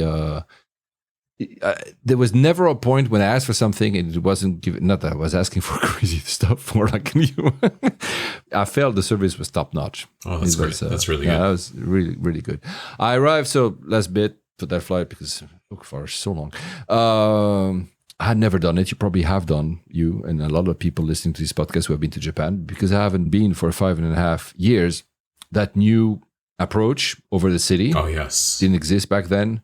I got so lucky. It was not only a super bright day, no clouds. It was golden hour. So for those who don't know photography, is the time where the sun starts setting when it's not set. So all the buildings have this the hue. This is what we call the golden hour. The light is very special. And I'm just looking outside. I'm like, is that Tokyo Skytree? What are we doing? Are we over the city? Holy cow! So I took like 1 billion pictures. I think I saw Tokyo Tower. Obviously, I realized when I was in Japan, in Tokyo itself, that there's actually, since there's two parallel runways from that approach, there's two ways to do that approach. Mine, I was amazing, but I just missed my place where I used to live. It was, I recognized Ikebukuro, which is a bit north. And I'm like, because I was living near Shinjuku, I'm like, I'm going to see Shinjuku. Then it starts turning. I'm like, no, I'm on the wrong side. I should have been on the other side. I was on the left side. On the right side, I would have seen my... but then on the other side, I would have missed Tokyo Tower and Tokyo Skytree and Lompongi and. So it was just incredible. I had never seen this, man. So I was like, wow. On the ground, I realized that, it's weird. Because again, I'd never experienced that. You can hear the sound of the planes. They're lower when they are over Shibuya. They're lower than they are in London when they land to Heathrow. So, my first reaction, it was like when I heard it first, I was like, "Run, people! There's a plane about to crash." No, I didn't say that, but I was startled because I'm not used to this approach. It didn't exist back. It only exists since the Olympics 2020, but it didn't exist back in the day when I was living there. Anyway, Haneda. Still, I'm sorry, but the whole immigration, the whole arrival is bad. I know people prefer Haneda because it's more closer than Narita, and Narita is not exceptional either for the arrival. But I mean, come on, that room is small. The queue, I queued 65 minutes. Ooh, it was long, and it is not that because that I could be unlucky, but it's like the walls are yellow. It was too hot. So the AC was low. It was badly working. All that with a new system. So I had pre-registered. So now you can pre-register before arriving to Japan. It's called Visit Japan. Just Google Visit Japan. You'll see it's an official website by the government, and you could put the customs and the entry card. So your name and the address you're going to stay at, etc. You can pre-do that, and they give you at the end of that process they give you a QR code. But no matter the QR code, I could see some machines with the QR code. You see like the queue basically up to the booth. It's a queue to go to the QR code. But that's the thing. So then I go there and I'm like, okay, there's a machine. So I put my QR code. I'm like, follow route A. And there's 4 routes, A, B, C, D. I'm like, okay, but then we all basically go into there's only a single route. The A, B, C, D is the same. So everybody goes to the booth and on each booth, which seemingly dates for the 70s, that terminal is only like 15 years old, but they all display route A, B, C, D. So basically, you still have to queue like everybody else. It's not fit for purpose, that room. There's pillars in the middle and they try to circumvent them with a path. It just doesn't, I know that it's not a big thing. Many airports don't overthink this, and arrivals can be shit in many other places. But when you think, Singapore or Doha or even Dubai, it's not used to be better, but or Munich or whatever. Yeah, come on, man. It's just I don't really like it. Anyway, however, having said that, your QR code, I was like, it's useless. When I'm at customs, I was so used to go to human beings that I start lining up, and then I see, it says Route A somewhere over there. So I'm like, I remember from 5 minutes ago, there was a Route A thing. So I go there as for custom an electronic way of going out. So you just walk. It's a bit creepy because there's a massive LCD screen that is a camera. And you can see, because let's say we're 5 people walking at that point, that bit, over the head of the 5 of us with a big sign, Route A accepted. So basically, they had facial recognized us before, and now they were matching us that we were allowed to go through that electronic custom path. But there's a big screen that shows your face with the Route A thing. And it's like, it's just, I don't know if it's useful. And what face does it show? Whatever picture they grabbed? Mine! No. It was a live feed of me walking. Oh. But, you walk at first and you can see something is happening and then, Route A. So it grabbed the information that I had because I had just previously done the QR code, which has a facial recognition system. So I don't know. I'm just saying that was okay. It's just a bit weird. What happens if you were not allowed to go in Route A? I don't know. Would there be a big X on your face? I don't know. Yeah, I don't know. Maybe an X. Maybe meh. I don't know. Maybe you get tackled or I don't know. Yeah, exactly. SWAT comes and picks you up. Yeah, exactly. I don't know, man. No luggage. So I just watched, the neat delivery of the luggages in Japan. Oh, yes, where they stack them. By the way, did you know, tidbit, nothing to do with Haneda, KIX Osaka Airport. Have you ever been to KIX? No. It has been open for 30 years, I think this year, or last year, I don't remember now. It has never lost a piece of luggage since opening. Ever. Really? Never, ever lost a piece of luggage. Well, because it's an island, so there's nowhere for the luggage to go. What I mean is that the quality of the operation, man. I mean, just that's Japan for you. Yeah. And then that arrivals hall at Terminal 3, which is international part of Haneda, is dated. It's too small. It's also it's okay, I guess, and I went to the monorail because it's better than the Keiku line. I like the monorail because the monorail is just cool to be on a monorail, right? I don't know. This thing opened in 2010, the Terminal 3. When I was living there, it didn't exist.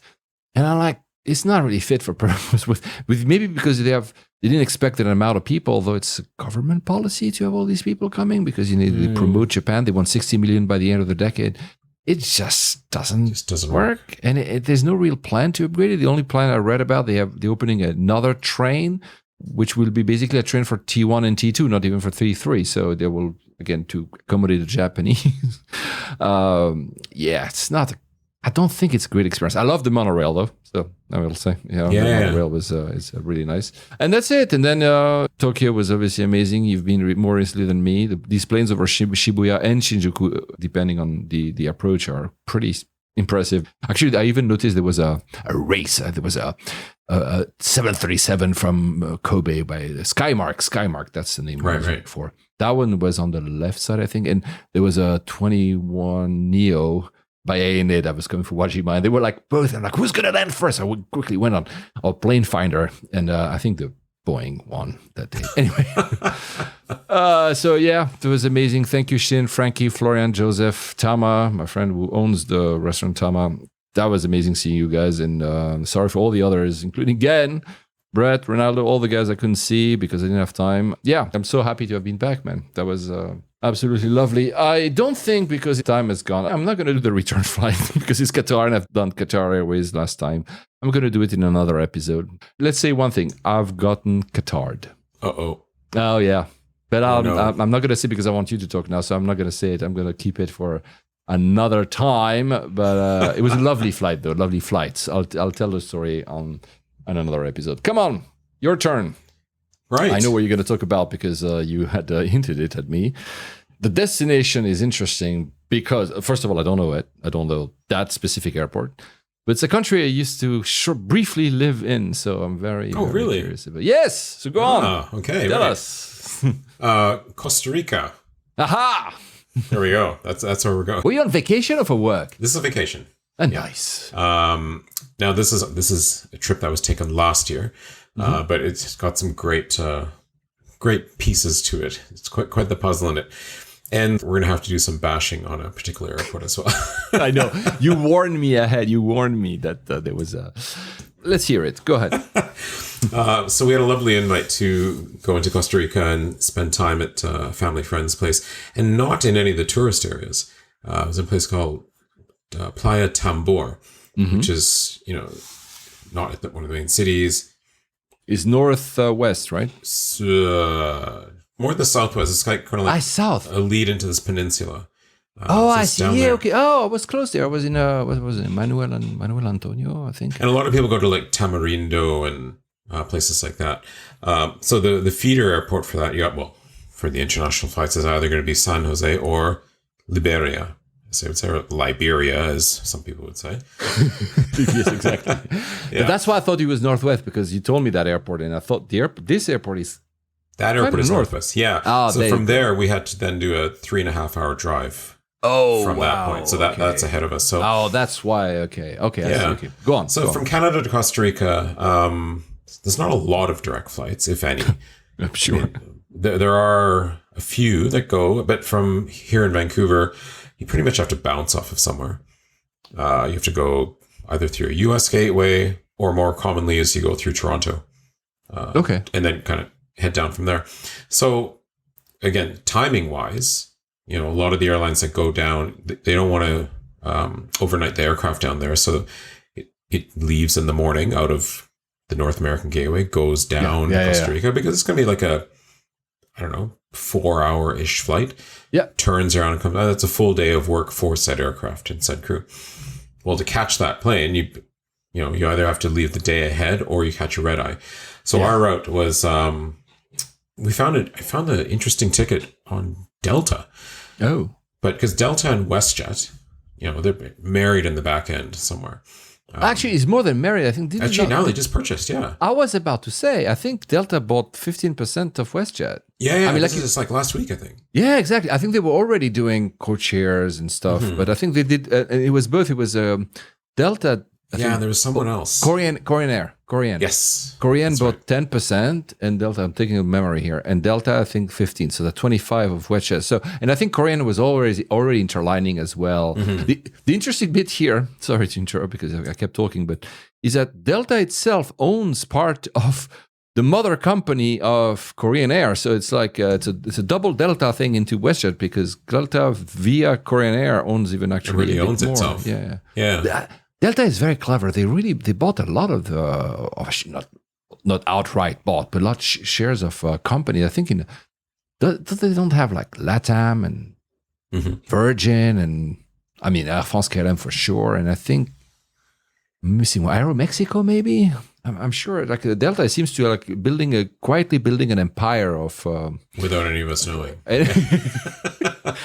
I like it. It's more than an alliance. It's kind of like this. They're preparing the future. I think it's very smart. Anyway, go on. So WestJet. So this was just a paid ticket. We didn't use points or anything. I kind of looked, and at that time I wasn't a big SkyTeam person, so I had just a small amount of Delta miles. Yeah. So fine. I was like, well, this is a good chance to accrue. So, myself, wife, and small child. So it was the red eye run, and I didn't even know this route existed until I'd gone to the point of booking. Vancouver to Atlanta. Okay. On WestJet. I myself had worked for WestJet, I was cabin crew, and that definitely did not exist at that time. Okay. So I even went on to double check. I'm like, is this actually, what metal is this? And it was actually a WestJet flight. Okay. So it's a red-eye flight, red-eye departure out of Vancouver to Atlanta, with then a connection on. So, leaving out of Vancouver on a red-eye is pretty straightforward. I mean, the rush hour for Vancouver has different phases. At that time of night, if you're catching like a 11 p.m.-ish departure. You left at 11 p.m.? Yeah. Oh, wow. Yeah, that's a true red-eye out of the West. And it's trans-border, so we do all the pre-clearance Oh, You know, good. out of the Canadian gateway cities, you pre-clear out Yeah. so that you land in the US pretty much like a domestic. And you have to kind of get in by a certain time because you know the US Customs and Border Protection shuts down after a certain point, which is a skeleton crew of agents in case I don't know a plane cancels or something. But it's funny when you kind of come into the terminal at the sort of post 9 p.m. period. There's also another rush hour, and that's a lot of the Asian wide bodies taking off. Yeah, of course. Right? All of your EVA or China Airlines, Philippine Airlines. So that Of course. the international check-in area is just hammered, just bustling, like carts with like cardboard boxes and rope and all this kind of fun stuff happening. It's great. But the U.S. Terminal area is very quiet. Fine. So Yeah. and we have our Nexus clearance and all this stuff. Oh, good. We were in and through in a matter of minutes. Oh, good. So, you know, departing out of Vancouver again, straightforward, the gate area, quiet, restaurants shutting down, everything's fine. So we get on the WestJet flight, a nice Max 8 flight, fairly new aircraft, you know, with a nice new livery and everything. And honestly, this flight was fairly straightforward. And by the way, to preface it, everything's in economy on this particular route. You know, get on, minimal service, shut the lights down, 4.5 hour run to Atlanta.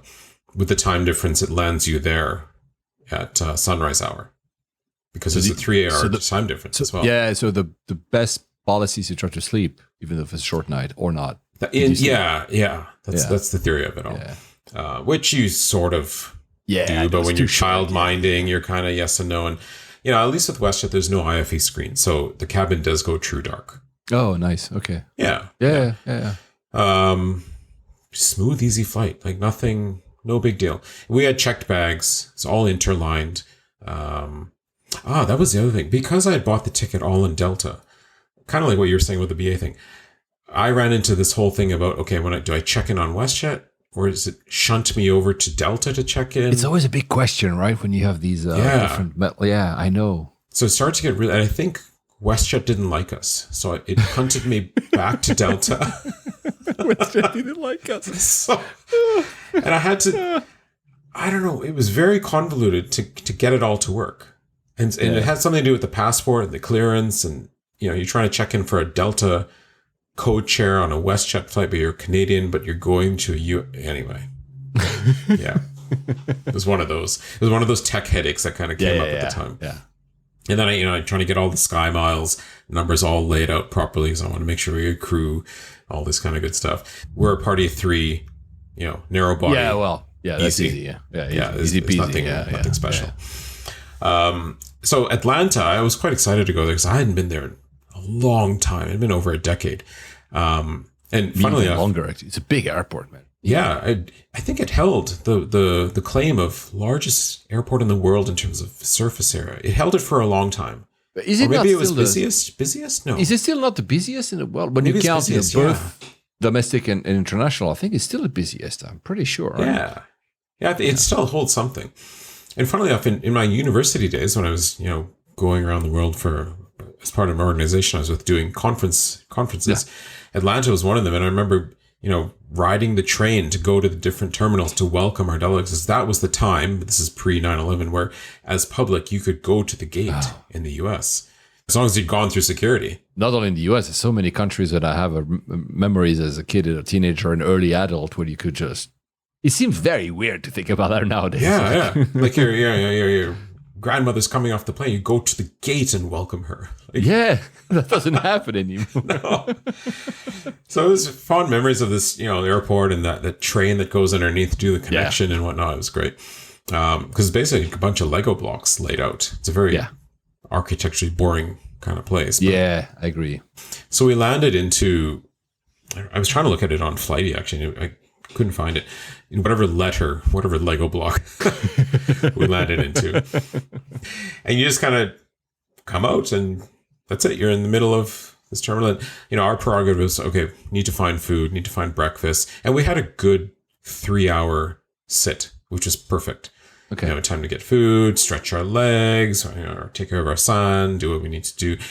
And fortunately, at first it said you're going to stay in the same block. I'm like, well, that's boring. but okay. Then again, I love Flighty, love it.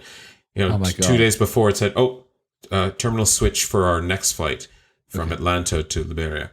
I'm like, yes, we get to move. We get to take the train. Most people would hate that. But people like us were like, I want to be able to switch to see something else. Yeah, exactly. I mean, when I'll talk about the return, and it's going to be in another episode, there's a lot of that happening. And it can be stressful when you're not sure about the time, but Flighty, to come to what you just said, I don't know if you've seen now, they have this layover estimate that says, is it going to be relaxed? Is it going to be in a hurry? Yeah, I saw that. Is it going to be like super relaxed? You have all the time. Like if Charles de Gaulle 7 hours tells me like whatever, but and they calculate that according to the minimum connecting time of each airport, and of course that adapts depending if, let's say, your plane lands late. That changes. So it's Flighty for that is so good, man. It's so good. It's like a one-stop shop for everything AvGeek. I love that. I really absolutely, love it. absolutely, 100%. So, you know, we're now going to the level of degree of scoping out the food, and I think I don't know if it was the Delta app or Atlanta Hartsfield's app of something. Yeah. Very, very 3D enriched experience to go and look at all the amenities in each of these little terminal blocks. So you can find it like it's a wayfinding as well. Can you go like, I want to go to this place? Yeah. Oh, wow. That's cool. Yeah. So we said, okay, well, we feel like, you know, typically it's going to be like some sort of bagel shop or, okay, maybe I'll avoid the McDonald's. Oh, well, but maybe that is all there is to eat. Is a typical sort of thing. Yeah. And it was showing us all this stuff. I'm like, well, this is great. So I'm like, well, if we land here, maybe we should eat at this one and then take the train, go to our plane, or maybe we should get off, take the train, go to the other train. You know, and again, these blocks are literally 45 seconds on a train within each other. So we said, well, we have time. We could actually go to yet a completely different one just for the heck of it. Let's go to 20 different blocks just to try them all out. So in the end, we only had to move by one. So we go down the escalator. It's all very well laid out in terms of wayfinding, but it's morning, so it's a bit of a rush hour. So it's a lot of people milling about. But you go down the escalator to the sort of underground level, and there's the option to take the train. But I had also forgotten there's actually a pedestrian corridor. You can walk the whole thing if you so choose to. And I thought, oh, well, it can't be that far if it's saying, and if you kind of stare right down that, you can pretty much see the other terminal. Yeah, I agree, but you were the kid. You don't want to do that. Oh, yeah, no, you got to take the train. You got to listen to the sounds and the dinging and the doors and the welcome. This kind of stuff. So we took the fun train. It was great. Go to the other side and find this lovely food court area. We do our thing. All well. Get refreshed. Now it's kind of the morning golden hour where the sun is coming up, but it's not direct sunshine yet. So there's a beautiful hue again over the entire tarmac. Orange and yellow. I love these times in any setting, but in an airport. Yeah. Now this next slide. You just said the architecture is a bit dull, but with a golden hour, even a dull architecture, something like, oh wow, this is nicer than I thought. Yeah. That row of tails. Yes. And all the liveries and everything. Oh, nice. So we go to the gate, and I was more excited than anybody because the aircraft for us was, and will I ever fly on this again? I don't know. 757. Oh my God. I haven't flown that for so long. Oh, 757. God. They're like one of the last. It was United and Delta are the last two. I think it's either two I've flown last. I could check on Flighty, but I'm not going to do that live. But wow. Oh my God. I'm so jealous. I mean, Jet 2 just scrapped all theirs. So yeah, I know. Yeah. Oh, wow. And I mean, sorry, the 321 LR, XLR just doesn't look the same. No, it doesn't look the same. It doesn't feel the same either because they're modern aircraft, whatever. But there's not that push when they on departure when they have when you're lining up to the runway, suddenly they go and you're back on your seat and you're like, wow, this is so good. I can feel the plane. I mean, these new aircrafts, Airbus in particular, it's true they're comfortable. This is what most. Again, not people listening to this either, or you and me, but most people want comfort. I like a little bit of rock and roll. Yeah. That's a great way to say it. So what's lovely about, these older design terminals, especially in Atlanta, they still have like the true floor to ceiling glass windows. Oh, wow. All around. So you're standing there, in your front row seats, and all you see is terminal action. Fantastic. And I was like, oh, our plane isn't here yet. So quickly get on flighty. It's inbound from wherever. I'm like, oh, this is great. And I look at the lead-in line and where the jet bridge is. I'm like, wait a minute, the way this thing is built, we're going to be looking dead straight into the flight deck because the nose is going to come up right to the window. I'm like, oh, I'm very, very excited about this. Yeah. So we're there, my son's there. He's got his little airplane toys and all sorts of stuff. And I actually have a little, such av geek stuff. I have a little guide for him. So I've taken pictures. What? And I've made little laminated cards with a little ring of every possible variant you can find.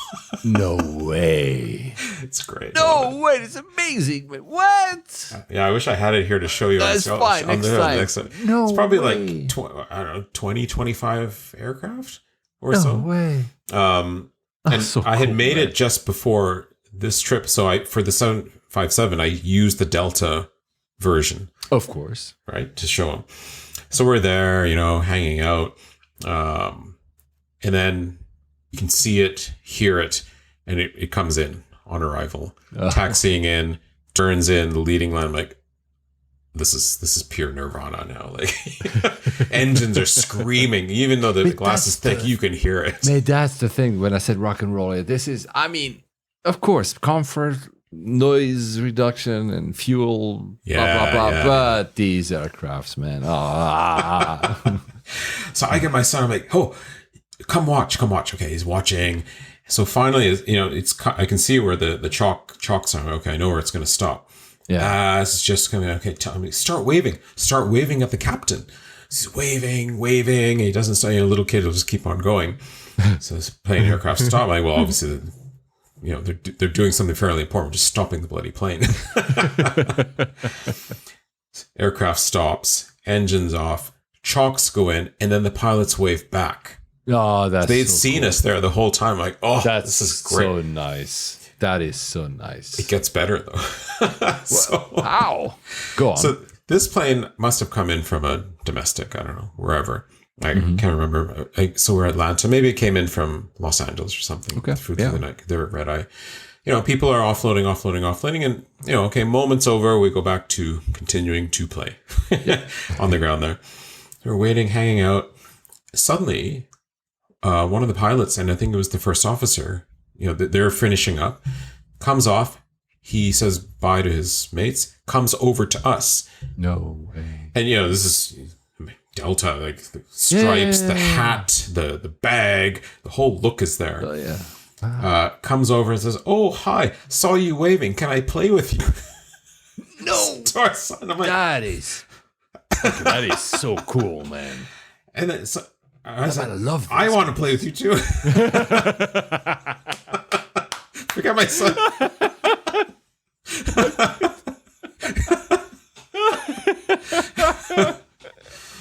Oh, it was such a heartwarming moment. And then this is amazing. This pilot saw this little aircraft guide thing that I'd made. He's like, can I take a picture of this? I want to do this for my kids. I'm like, please do.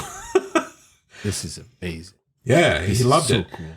And I think these guys are all kitted out with tiny bit of swag on them. So he pulls out, Delta's great. They have like these sort of playing card size info cards on every variant of the aircraft.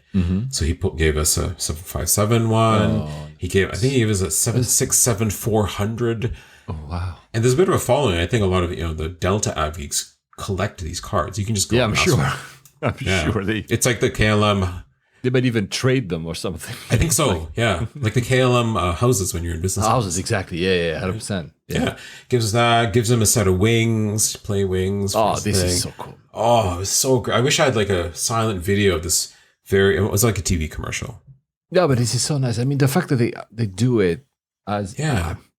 Nobody forces them to do it. Of course, they love their job. Of course, they surely appreciate that people appreciate their job, and especially kids, like it's still a dream. I mean, as a kid, what do you want to do? You want to be a pilot or an astronaut, or maybe a firefighter? You know, there's like, you don't want to be a banker or an accountant. Sorry, we probably have a lot of bankers and accountants listening, but you know what I mean. So Yeah. to keep that dream alive as long as you can, because maybe your son will turn out to be an accountant. Not that it's a bad thing to do, maybe to but be a he'll pilot. remember. But I mean, Yeah, exactly. But it's nice, honestly. This is wonderful. It was good. Yeah. And we put our son in an Amelia Earhart shirt, so there was even a little convo about that. Yeah, so course, it was great. So that all finished up, and so speeding up now, we finally it's time to board. Plane's ready, and Delta uses facial recognition boarding, which is great. Oh, and I hadn't really experienced a proper one until this moment. I was like, well, this is great, but we have a 3-year-old. How is that going to work? And because there's very specific instructions. It says walk up here, stand here, stand in this square. I know. I've experienced it, so I know what you mean. Yeah, and the camera is like adult height. I was like, well, okay, this is all very nice, but so they said, oh no, it's okay, just hold him up. Okay. Like, do I have to stand in the square? They're like, just hold him up anywhere. I'm like, do you? The question I have though, what do they compare against in that instance? Did you have? This is what I'm wondering. I'm really curious. Because where they... I've seen now is because it's getting deployed everywhere, right? And in different motions, different ways to do it. And I've seen, for instance, I know that Gatwick is about to start where you would have to take a picture of yourself. I don't know if that's through the app of the airline or I'm not sure because it's being rolled out. So I haven't tested it yet. So there's something to match against. I remember that, for instance, I think Emirates, the picture is taken at check-in, I think. Well, I mean, they have to, or you register because it's the alternative. You register your passport because your passport has your biometrics, right? And they can because they're actually comparing the biometrics. They're not comparing your face. So I don't know. It's just because I've been in one situation. I can't remember which one, man. Like you, and I'm like. But how do they? So maybe they just actually take pictures of you without you knowing in the airport because I mean they have surveillance and stuff. So I don't know. There must be something to compare against. That's what I'm trying to say, basically. Yeah, you're right. I use that on the Air Canada app, and I had to take a selfie of myself. Right. A very good selfie. Yes. And then it's stored, and it just flows now. Yes. Yes. I think that's the one that's going to be used most widely. I think this is the system that's going to be used most widely. You're right about the biometrics because obviously with adults. Our faces don't change a whole lot. But the passport photo of my son, it was from 18 months old. Like, he pretty much doesn't look the same. That's why I was also surprised. I'm like, okay, it works. So, good. Yeah. Good. So we make our way down. Same thing, 3-3 configuration. Pretty straightforward. And then Delta's done a great job of retrofitting these old aircraft and bringing the cabins up to speed. Good. They're big on the leather effect. Seating with the red piping and the cabin. Well, it's good that you say that because Delta. I have every time I say something about Delta, I have like half of Delta fan base that comes against me. But I've heard. Okay, let's cover something very good. I've heard a lot of good things about. There's a new Delta wine lounge at LAX. I've heard it's amazing. It's almost at the level, almost. I'm reading it's at the level of what you see in Asia or in the Gulf. But Delta fans, feel free to get to me. The Delta uniforms that they revealed that they're made with the Gap are. I mean, come on. Yeah. I mean. I'm sure they're very, as a staff, if you're a staff, this is not the point because I'm sure they're very comfortable. I mean, I hope so at least because they're not very, very nice in terms of how they look. Yeah.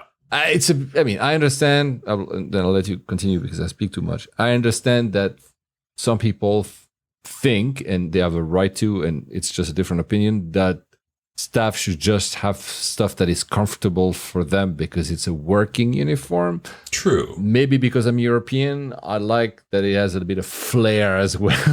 That it looks nice. It's part of the whole thing. You have to have a bit of identity, like uniqueness, right? More than just a color, but it's something that looks a bit out. Yeah. Anyway, it doesn't matter.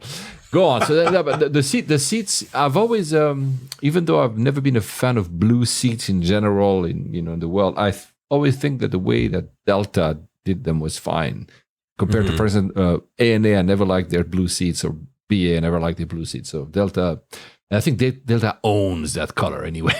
Like, yeah, and they have like the red triangle logos exactly. all scattered around. It's going good. And they, the overhead bins are. It's not like exactly the Max, but it's kind of have that newer 777-ish style. Oh, okay. So they changed in the 5.7. Okay, wow. So it feels a bit, a bit more modern than what you would think a 757 would offer. Yeah. Cool. But it's funny, you sit down and legroom is pretty good. Okay. But then you kind of just, this is getting really like us. You start looking at the windows and like the paneling and the joints. Yeah. Like, yeah, it's an old bird. Yeah. I like that. Yeah. I like that, man. And just that noise of the APU running and the vibration, like while you're sitting, everyone's loading, it's just there. Yeah. Right? That plane's like rumbling. That's an epic plane, man. And that's a mistake. They never actually continued that one.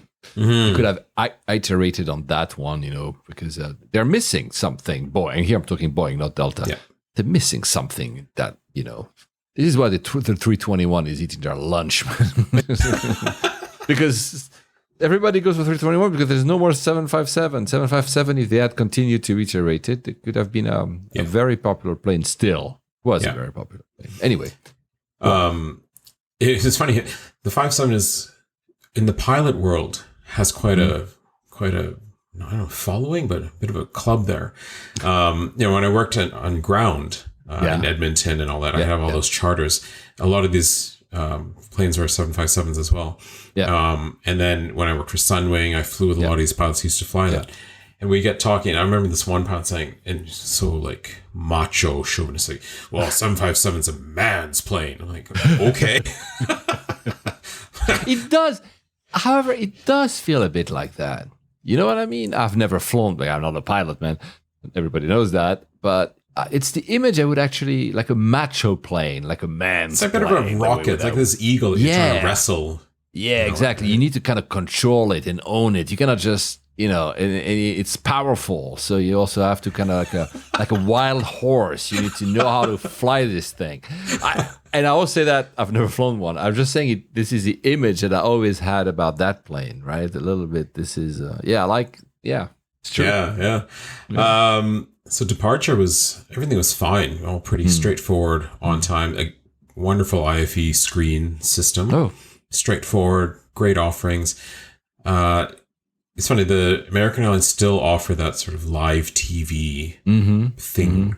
But it's American channels. Sometimes you're familiar with, sometimes you're not. Straight run down to Liberia. Again, another... Actually, because we were already in Atlanta, we were fairly south. It was only like 3 hours and a touch. Okay. To go down. And then approach into Costa Rica, into Liberia. Bit of a rough approach, just due to the land you're crossing going up. Eventually, you kind of get into the right pattern. Not the longest runway, so again, there's one runway, right? It's a pretty small airport. Yeah. I don't even think that, I might be wrong, Costa Rican friends. I don't think that any of the airports in Costa Rica has 2 runways. I think even the San Jose de Costa Rica, what's his name? SJP. P or D? D maybe? D. P?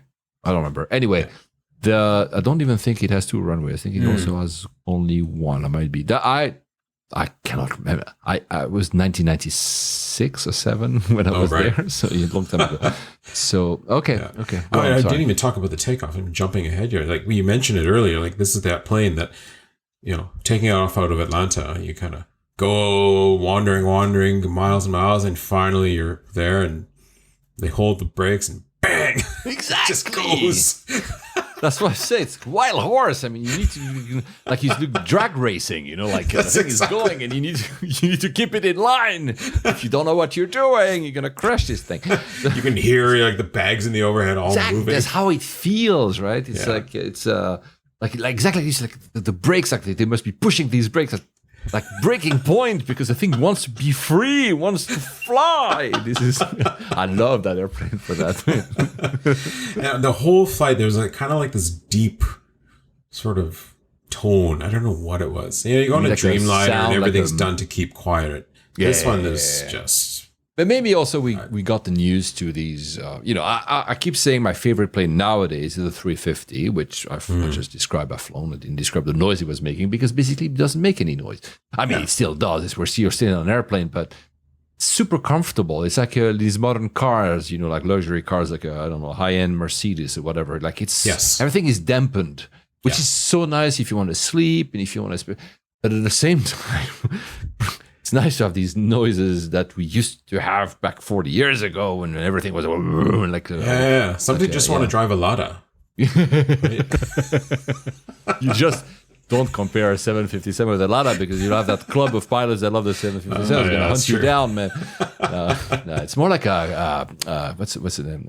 A Mustang or a Camaro. A Ford Mustang or Camaro. Yeah, exactly. Yeah. I don't know. This is how for me, that's what it evokes. Or Wild Horse. Hence the Mustang. Anyway, go on. Sorry, I keep interrupting you. Now we had been told about. I think there was some heavy rains or floodings or something. Well, that's awful. Damaged the run. Yeah, well, it damaged the runway in Liberia. Oh, wow. Okay, to the point where it took the runway out. No, so they just fixed it. It's always fine, but it was just wow, we're gonna come slamming down on this thing. But landing fine. Nice. Mid-morning, midday landing, sun's shining. Yeah. The windows start fogging up because it's the humidity. Of course. Yeah. And it's great. You go into these, what do you call it? Central American, Caribbean, and all these sort of places at that time, and you see all the different tales of every carrier because it's kind of about the common time when everybody shows up. Of course. Yeah, of course. Yeah, 100%. How was the airport? How was the arrival? Immigration? It was okay. It was okay. Yeah. Getting in, corridors. Actually, immigration, I think was... Well, okay. We're biased because we had a child. I played that card. Oh, so you can bypass or fast track yourself. Yeah, of course. Yeah. Which is, fair enough, by the way. Yeah. Now, our friend said, if you can pick up a bottle of something at the duty free on arrival. I'm like, okay, it's one of those places. Okay. Please do so. Yeah. So there I am, I've just cleared immigration, and I can see the door opening to the non-air conditioned baggage arrivals hall. And I'm like, where's the duty free? Oh, if I miss my chance, oh no, that's terrible of me. And there, tucked in the corner, just practically in immigration, like you've just cleared, is this duty free shop. Oh, wow. And everyone's like going, oh, okay, this is very strange. So I managed to grab, whatever my friend wanted. Yeah. And then you kind of go through that door, the sliding door, and bang, the heat and the humidity just punches you in the face. Oh, God. And, they don't have the lights on for whatever reason. Oh.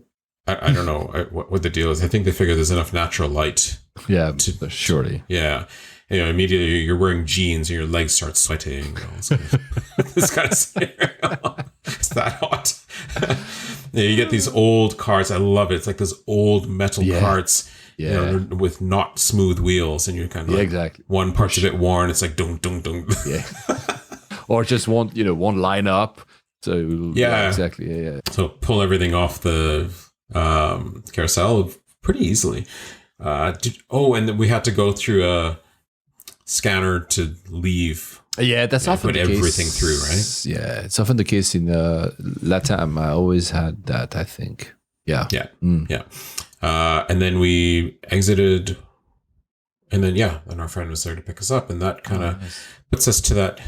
Now we're in Liberia, so. Then you said, you drove 3.5 hours down south to go to where you wanted to go. Is that? Yeah. Then there was a full 3.5 hour drive. We must have been, because I don't know, because guys, when I was living there, it's very brief. I was in San Jose de Costa Rica, but I spent some time, my off time. I went once or twice to the east side of Limon, etc. But I went mostly Manuel Antonio, which is also southwest of the country. It's beautiful. It's beautiful. I love that country, and I haven't seen it. I know it became way more popular, especially with the US next. So with American tourists, North American tourists. But back then there was not a lot of tourists. I really enjoyed it. I really enjoyed that place. Yeah. It's very safe. It's beautiful. I mean, it rains. When it rains, it freaking rains. Yeah. It's so green I think the road, I cannot remember. And the road, I think it was the road from San, because I took a bus. I didn't have any money, guys. I mean, I'm 96, 97, I was like 20, 21, whatever. And I was we would take the bus from San Jose de Costa Rica. I don't remember if it's the one to go west or the one to go east. If you don't know, guys, Costa Rica is pretty small, and you can cross from the Pacific to the Atlantic in less than 2 hours, basically, right? But that road that goes through mountains, I think this is where actually the first Jurassic Park was partly filmed, because they have the leaves are huge, whatever, because it keeps raining, and that road was called La Carretera de la Muerte, the road of death, because there were so many accidents. And I remember the bus. This public bus, the bus driver it was night drive, would switch off the light because he was consuming too much of his battery, I guess, or something, and half of the windows of the bus were broken. I loved it. I mean, of course, this is exactly what we just said about the 757. Not that the 757 has broken windows, but that it evokes a time when we were less, caring about health and safety and that stuff. Yeah, which is like, whatever, we'll go by feel. Yeah, we'll go for it, right? And every time I was flying in South America, I've seen stuff in the airplanes, man. I loved it. But of course, nowadays, it's maybe not acceptable anymore. But yeah. So anyway, did you enjoy your time in Costa Rica, though? We did, yeah. It was great. We, that first day of travel, we were pretty shattered by the end of it. And then it was nice to spend time in a pretty much zero tourist area. No, that's cool. Yeah. I mean, we went to certain towns and we saw, right? Montezuma and beautiful beaches and this kind of thing. But we also went to places where we were just a few locals. We went to the beach ourselves. It was great. Yeah. I love that. Yeah. Back in the day when I was there, it was mostly backpackers. It was very, very few. One day I'll tell the story about, because you're going to go back to LIR. For the rest of your trip, but one day I need to discuss.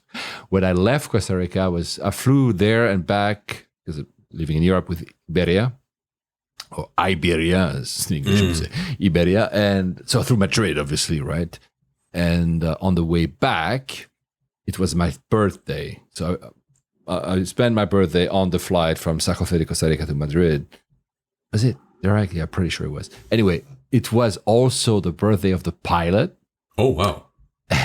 So my friend had, I was, of course, in economy, way, way in the back. And I was flying with a friend. He had written a note to the flight attendant without me noticing that it's Paul's birthday. And I guess he wanted maybe get some champagne or whatever, like as a something for. Yeah. And the flight attendant comes to me and says, "Come with me." And I'm like, I'm like, what did I do? We're in flight. We're talking like 6 hours into the flight. Like, what did I do? Like, did I do something wrong? Whatever. Takes me to the cockpit. Yeah, I just said I'm not going to tell a story. I'm telling the story. Never mind. I'm into it now. Takes me to the cockpit, opens the door, and says, in Spanish, of course, we were talking Spanish, says it's the captain's birthday, but it's also his last flight. Oh, my. And I entered the cockpit. This is mid-flight. Yeah. And you have, we're talking pre-9/11. We're talking different levels of. Totally. And I can see, it's not a party, but it's a party. There must be 5 people in the cockpit. I don't remember which, was it a 747? I can't remember, guys. I'm really sorry. It's a really long time ago. The pilot is smoking a huge cigar. There's a smoke all over in the cockpit. And that's the most, because, I'm a 21-year-old, so I don't have the bravado that I might have now when I'm very extrovert. I'm like, plus, I'm like, what the hell am I doing here? I mean, they're very kind. And the guy offers me a drink. So the captain offers me a drink. I stayed maybe in total 7 minutes, and then we're talking so he offered me a drink, and we discussed. And the guy, I realized his tie was cut. Yes. Cut. And actually, the whole crew was cutting stuff. That they were cutting is is the pellets and all the this vest, kind of stuff. exactly, because it was almost like a reverse, like a hazing for his last flight. So he basically, most of his very nice clothing, as you could see, like the captain, was cut. It was this weird experience, and I had a whiskey with the guy. So it was. I mean, he was no drunk or anything, guys. Really, please. And he had, plus I remember he had this huge bird, and he had, of course, his gray and pepper and salt hair, so on the bird as well. So it added to the image. Like he basically looked like Fidel Castro. like and having a cigar and he offered me a whiskey in the cockpit mid-flight over the Atlantic going back home. It was one of my best flights ever, man. I mean, the rest of the flight was really nothing. But then, and I came back to my seat to see, my friend was like, "Oh," he didn't know, of course, what would have happened. And I said, "Why?" And he said, "Yeah, I gave a note." Like, "Oh shit!" But that was amazing, man. That was amazing. Awesome. Sorry, yeah, sorry. You mentioned the flight deck. Actually, I keep missing bits. And we've mentioned this before, the logbook. Yes. So they took the book and said, "You're welcome to bring it up on landing and visit the flight deck." I'm like, yes, I'm definitely going up to see the flight deck of the 57. Of course. I've been in it before, but I want to see it again for maybe my last time. Who knows? Exactly. Right. And there's a lot of room. And what's unique about the 57 flight deck is you have to step down. Yes. To go into it. I mean, just a little bit of step, but it's beautiful. It's great. And it's like that old Boeing brown tan color that they... Yeah. I don't think they still use it. I don't think they still use it anymore. Where everything's kind of like funny looking, but... And you just have that old smell. This is an old plane. It's been flying. You kind of smell a bit of grease, a bit of wires that might be burning somewhere, like all this kind of stuff. And put the whole thing in. We had our photos. Everyone was into it. The pilots gave him more of these cards, another set of wings. They loved it. It was all part of the whole experience. So, that was getting to Costa Rica, and I think we should probably save the return for another. Are you sure? I think so. I think because we're going to blow our timeline out. And that's first. Yeah, it's true that we are. How many? What's the recording time? 2:15. Let's save the bash of that one airport. For, yeah, that's true. That's true because that's a big one actually. It's a cliffhanger because you don't know which airport he's going to talk about, but there's one airport. It's a known airport. It's a known quantity, but he's had a pretty. How do I? One word. Rough experience. There you go. And we're going to tie in everything. What did you say about airport hotels in the last episode? Transients. Place in a transient place in a transient place. I think that's the term I use or something like that. Oh, because it involves an airport hotel. In a big way. So maybe even if you do the rest next time we record together, one more bit about because I'm going to name the name of the episode LIR since it's an airport we've never done. Instead of doing Haneda, which I think it's also the name of 3 episodes on this podcast. It's always nice to have a new. So maybe when you went back there, how was was it a nice airport to depart from as well, or was it a bit of a? There was some very strange oddities about it. So our friend drops us off curbside. Fine. Yeah. Now we have a lot of bags. I mean, we're family traveling, and we had the baggage allowance. It was actually quite generous. It was like 2 per. I was like, okay, fine, we're going to bring everything. We have travel stroll and all that stuff. Yeah, good. But point being, I need a cart. Mm-hmm. There is not a single cart to be found in the departure area. Now, granted, the check-in lineup entry is very close to the doors. Okay. To get in there. So I'm like, well, okay, I see their point, but I don't care. I need a cart. So I go... I have to walk, and it's one of those long terminals where, arrivals on one side, departures on the other. So I walk all the way down, and basically where I had arrived 2 weeks prior, I figured, okay, people are leaving their cart. So there's got to be, because I just left my cart. I couldn't find a spot. I was going to find a cart. I find the cart. I bring it to the door closest to, our friend's vehicle. I was not allowed to take the cart outside the door. What? Oh. I was like, what? Why? Now maybe people steal them or something? I guess. I said, my person... So I had to kind of do the shuttling of bags in and out of the door and kind of leaving our stuff, accumulating with unattended. And, we're trying to say goodbye and, child and all this stuff. It was a bit of a discombobulated thing. Yeah, okay. But it still got more complicated with the cart. So we said goodbye. We go in, we... get our stuff, pull off to a corner, get all our documents. Okay. All right. Delta, check in. Now I've checked in online, done the whole shebang. Seat selected, everything, indicated bags, passport info.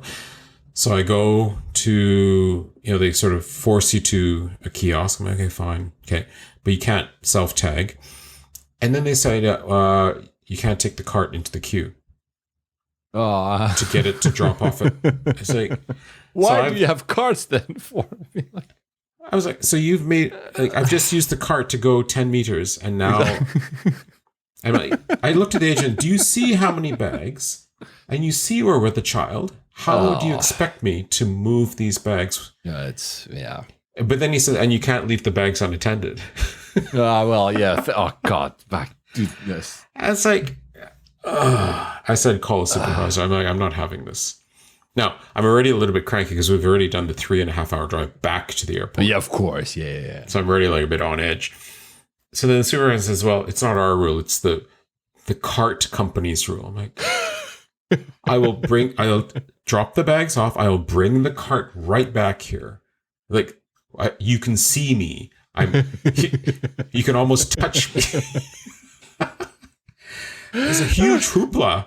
And I had to get the special exception, special permission. Oh, yeah, it was ridiculous. Well, in the end, the agents were apologizing. I think they were agreeing that this is the most ridiculous rule ever created. And, they made this whole thing. I was like, wow. So, oh, dear. Tag the bags, drop them onto the belt. Now we're done with said cart. Now, again, like I mentioned, on arrival, all the airlines, they all show up around the same time of day to turn the aircraft. Well, everyone's departing around the same time of day.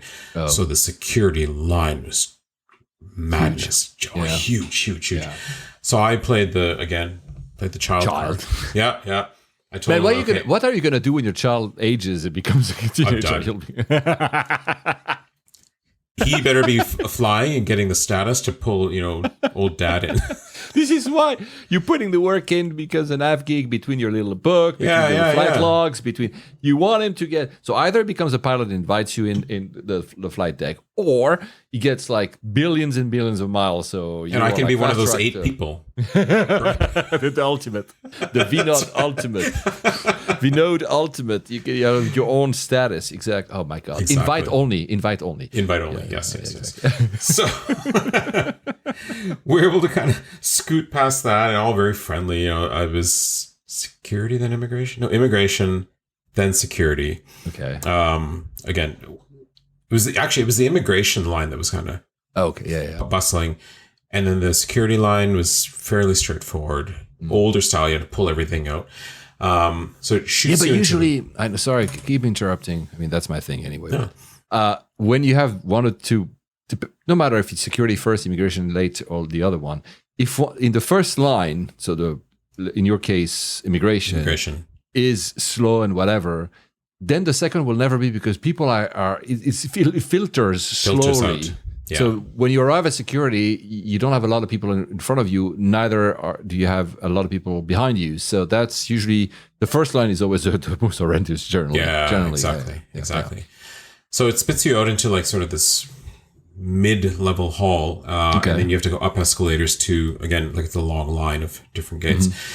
And when I was cabin crew, working and flying to like Cancun and Montego Bay and all these places, there's something truly unique about this vacation crowd that's ready to go home. Yeah, because you either have people that are sunburnt, people that are so exhausted, or you have people that are still on the vacation and the bars are packed. And they're trying to get that last drink, drink in of the place. I get it. I understand. Right? You don't want to leave. The duty free shops are just full of overpriced, ridiculous souvenirs. All the cliche classic stuff is there. And in this case, Costa Rica, coffee everywhere. Coffee, exactly. Pineapple this, and it was hilarious.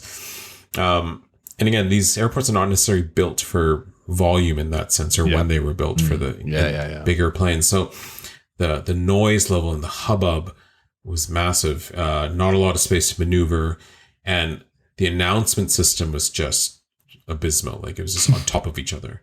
So you didn't know which was calling what and who and where. And again, English not as a second language for some of the agents. And when you say announcers, like were they from the gates and they were all shouting to their own. It's just like I know. Yeah, between that or gate changes or we will be boarding soon, and this is what we're doing. Like, I don't care. Yeah, I love those when you say it's a chaos like that. When I was doesn't matter because I told this story next time.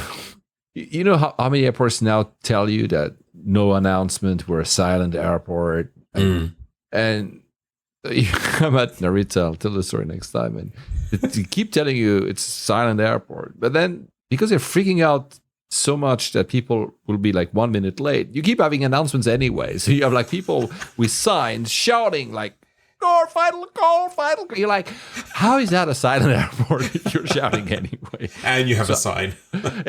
So I had because you just triggered the memory, because when I was there, I was like, this is like a LATAM airport, because this is exactly the memories I have in when people with their PA like. Gate 2 is trigger fighting happy. Gate 3 is getting Gate 4 like shouting like you're like what's going on here? And they have the mic too close to their mouth. Exactly. And the wind noise is going through. Like anyways. And the place smells of like alcohol, perfume, and sunscreen all at the same time. Like all just like that mix. It's just like this very it brought memories back to me. It was like Yeah. And you have crew also going to the shops because this is their one chance to get stuff, and they're trying to navigate through. So it's quite a place. So joyful mess. Yeah, and eventually we found a quiet gate, which then filled up, and then we left there, and then finally we made it to our gate and then boarded, which was at another madhouse because they did not put the queuing lines properly, the zones. They put pre-board and extra stuff in a layer behind where everybody else was. So it was just a fight to get in. And in the end, it was just like friendly jumping ahead of everybody else kind of stuff. So would you recommend that airport for a layover or no? No. No. But I mean, then again, it's not built for layovers. This is a destination airport. Yeah. You arrive and you leave. Yeah. But no need to bank in extra time to enjoy anything there. Yeah. But would you recommend still, if I were to go, should I be ahead of time, like well ahead of time? Yes. Yeah, right. Yeah. I had a feeling. I'm not going to tell now which one. Actually, I'll tell. I'm going to Greece in 10 days-ish.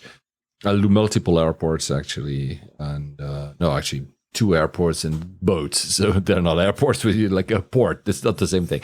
Anyway, it's the start of the season, and I've heard also this kind of stuff that just show up early or miss your flight. Yeah. Yeah. Beyond control. So and then maybe we'll just leave it cliffhanging there. Exactly. The cliffhanger for the next time you're on with me. Yeah. Yeah, exactly. We'll do that for the next time. So I'm going to run the music whilst I've been using that console for like 2 years now, and I still don't know what this is about. What do you have? Do you have any flights coming up next? In a couple of weeks. I think I mentioned this last time, that the wide body domestic. Oh yeah, where? Just to Toronto and back. Oh, that's so cool, man. I wish I had that. In Europe, we have no wide bodies whatsoever. You have to fly Turkish does to Istanbul from time to time. It can be a wide body. Otherwise, no. Yeah. When they do training. 350 sometimes on some routes. To get the ratings and stuff. Yeah, exactly. Yeah, and one of the legs is going to be on an aircraft that I haven't flown on for a very long time. So we'll leave that as another tease. Another cliffhanger. Yes, for me, I just said it. It's going to be in 10 days. Greece, Athens, then an island. I'm not going to say which island, so it's going to keep the surprise. An island I haven't been in, 35 years probably. Wow. Yeah, we're talking more. God damn. Anyway, I hope you're not going to the Pink Palace. I'm not going to Google it now. I'm not even sure there was an airport when I was a kid, because most of the island didn't have. So there's going to be a little bit of work, a little bit of sun and back, and I'll tell you all about it in a forthcoming episode. We have lots of cliffhangers. So on that, please, all of you, fly a 757 soon before they disappear. Yeah, exactly. And I'll see you very soon, buddy. So happy flying. Awesome. Take care.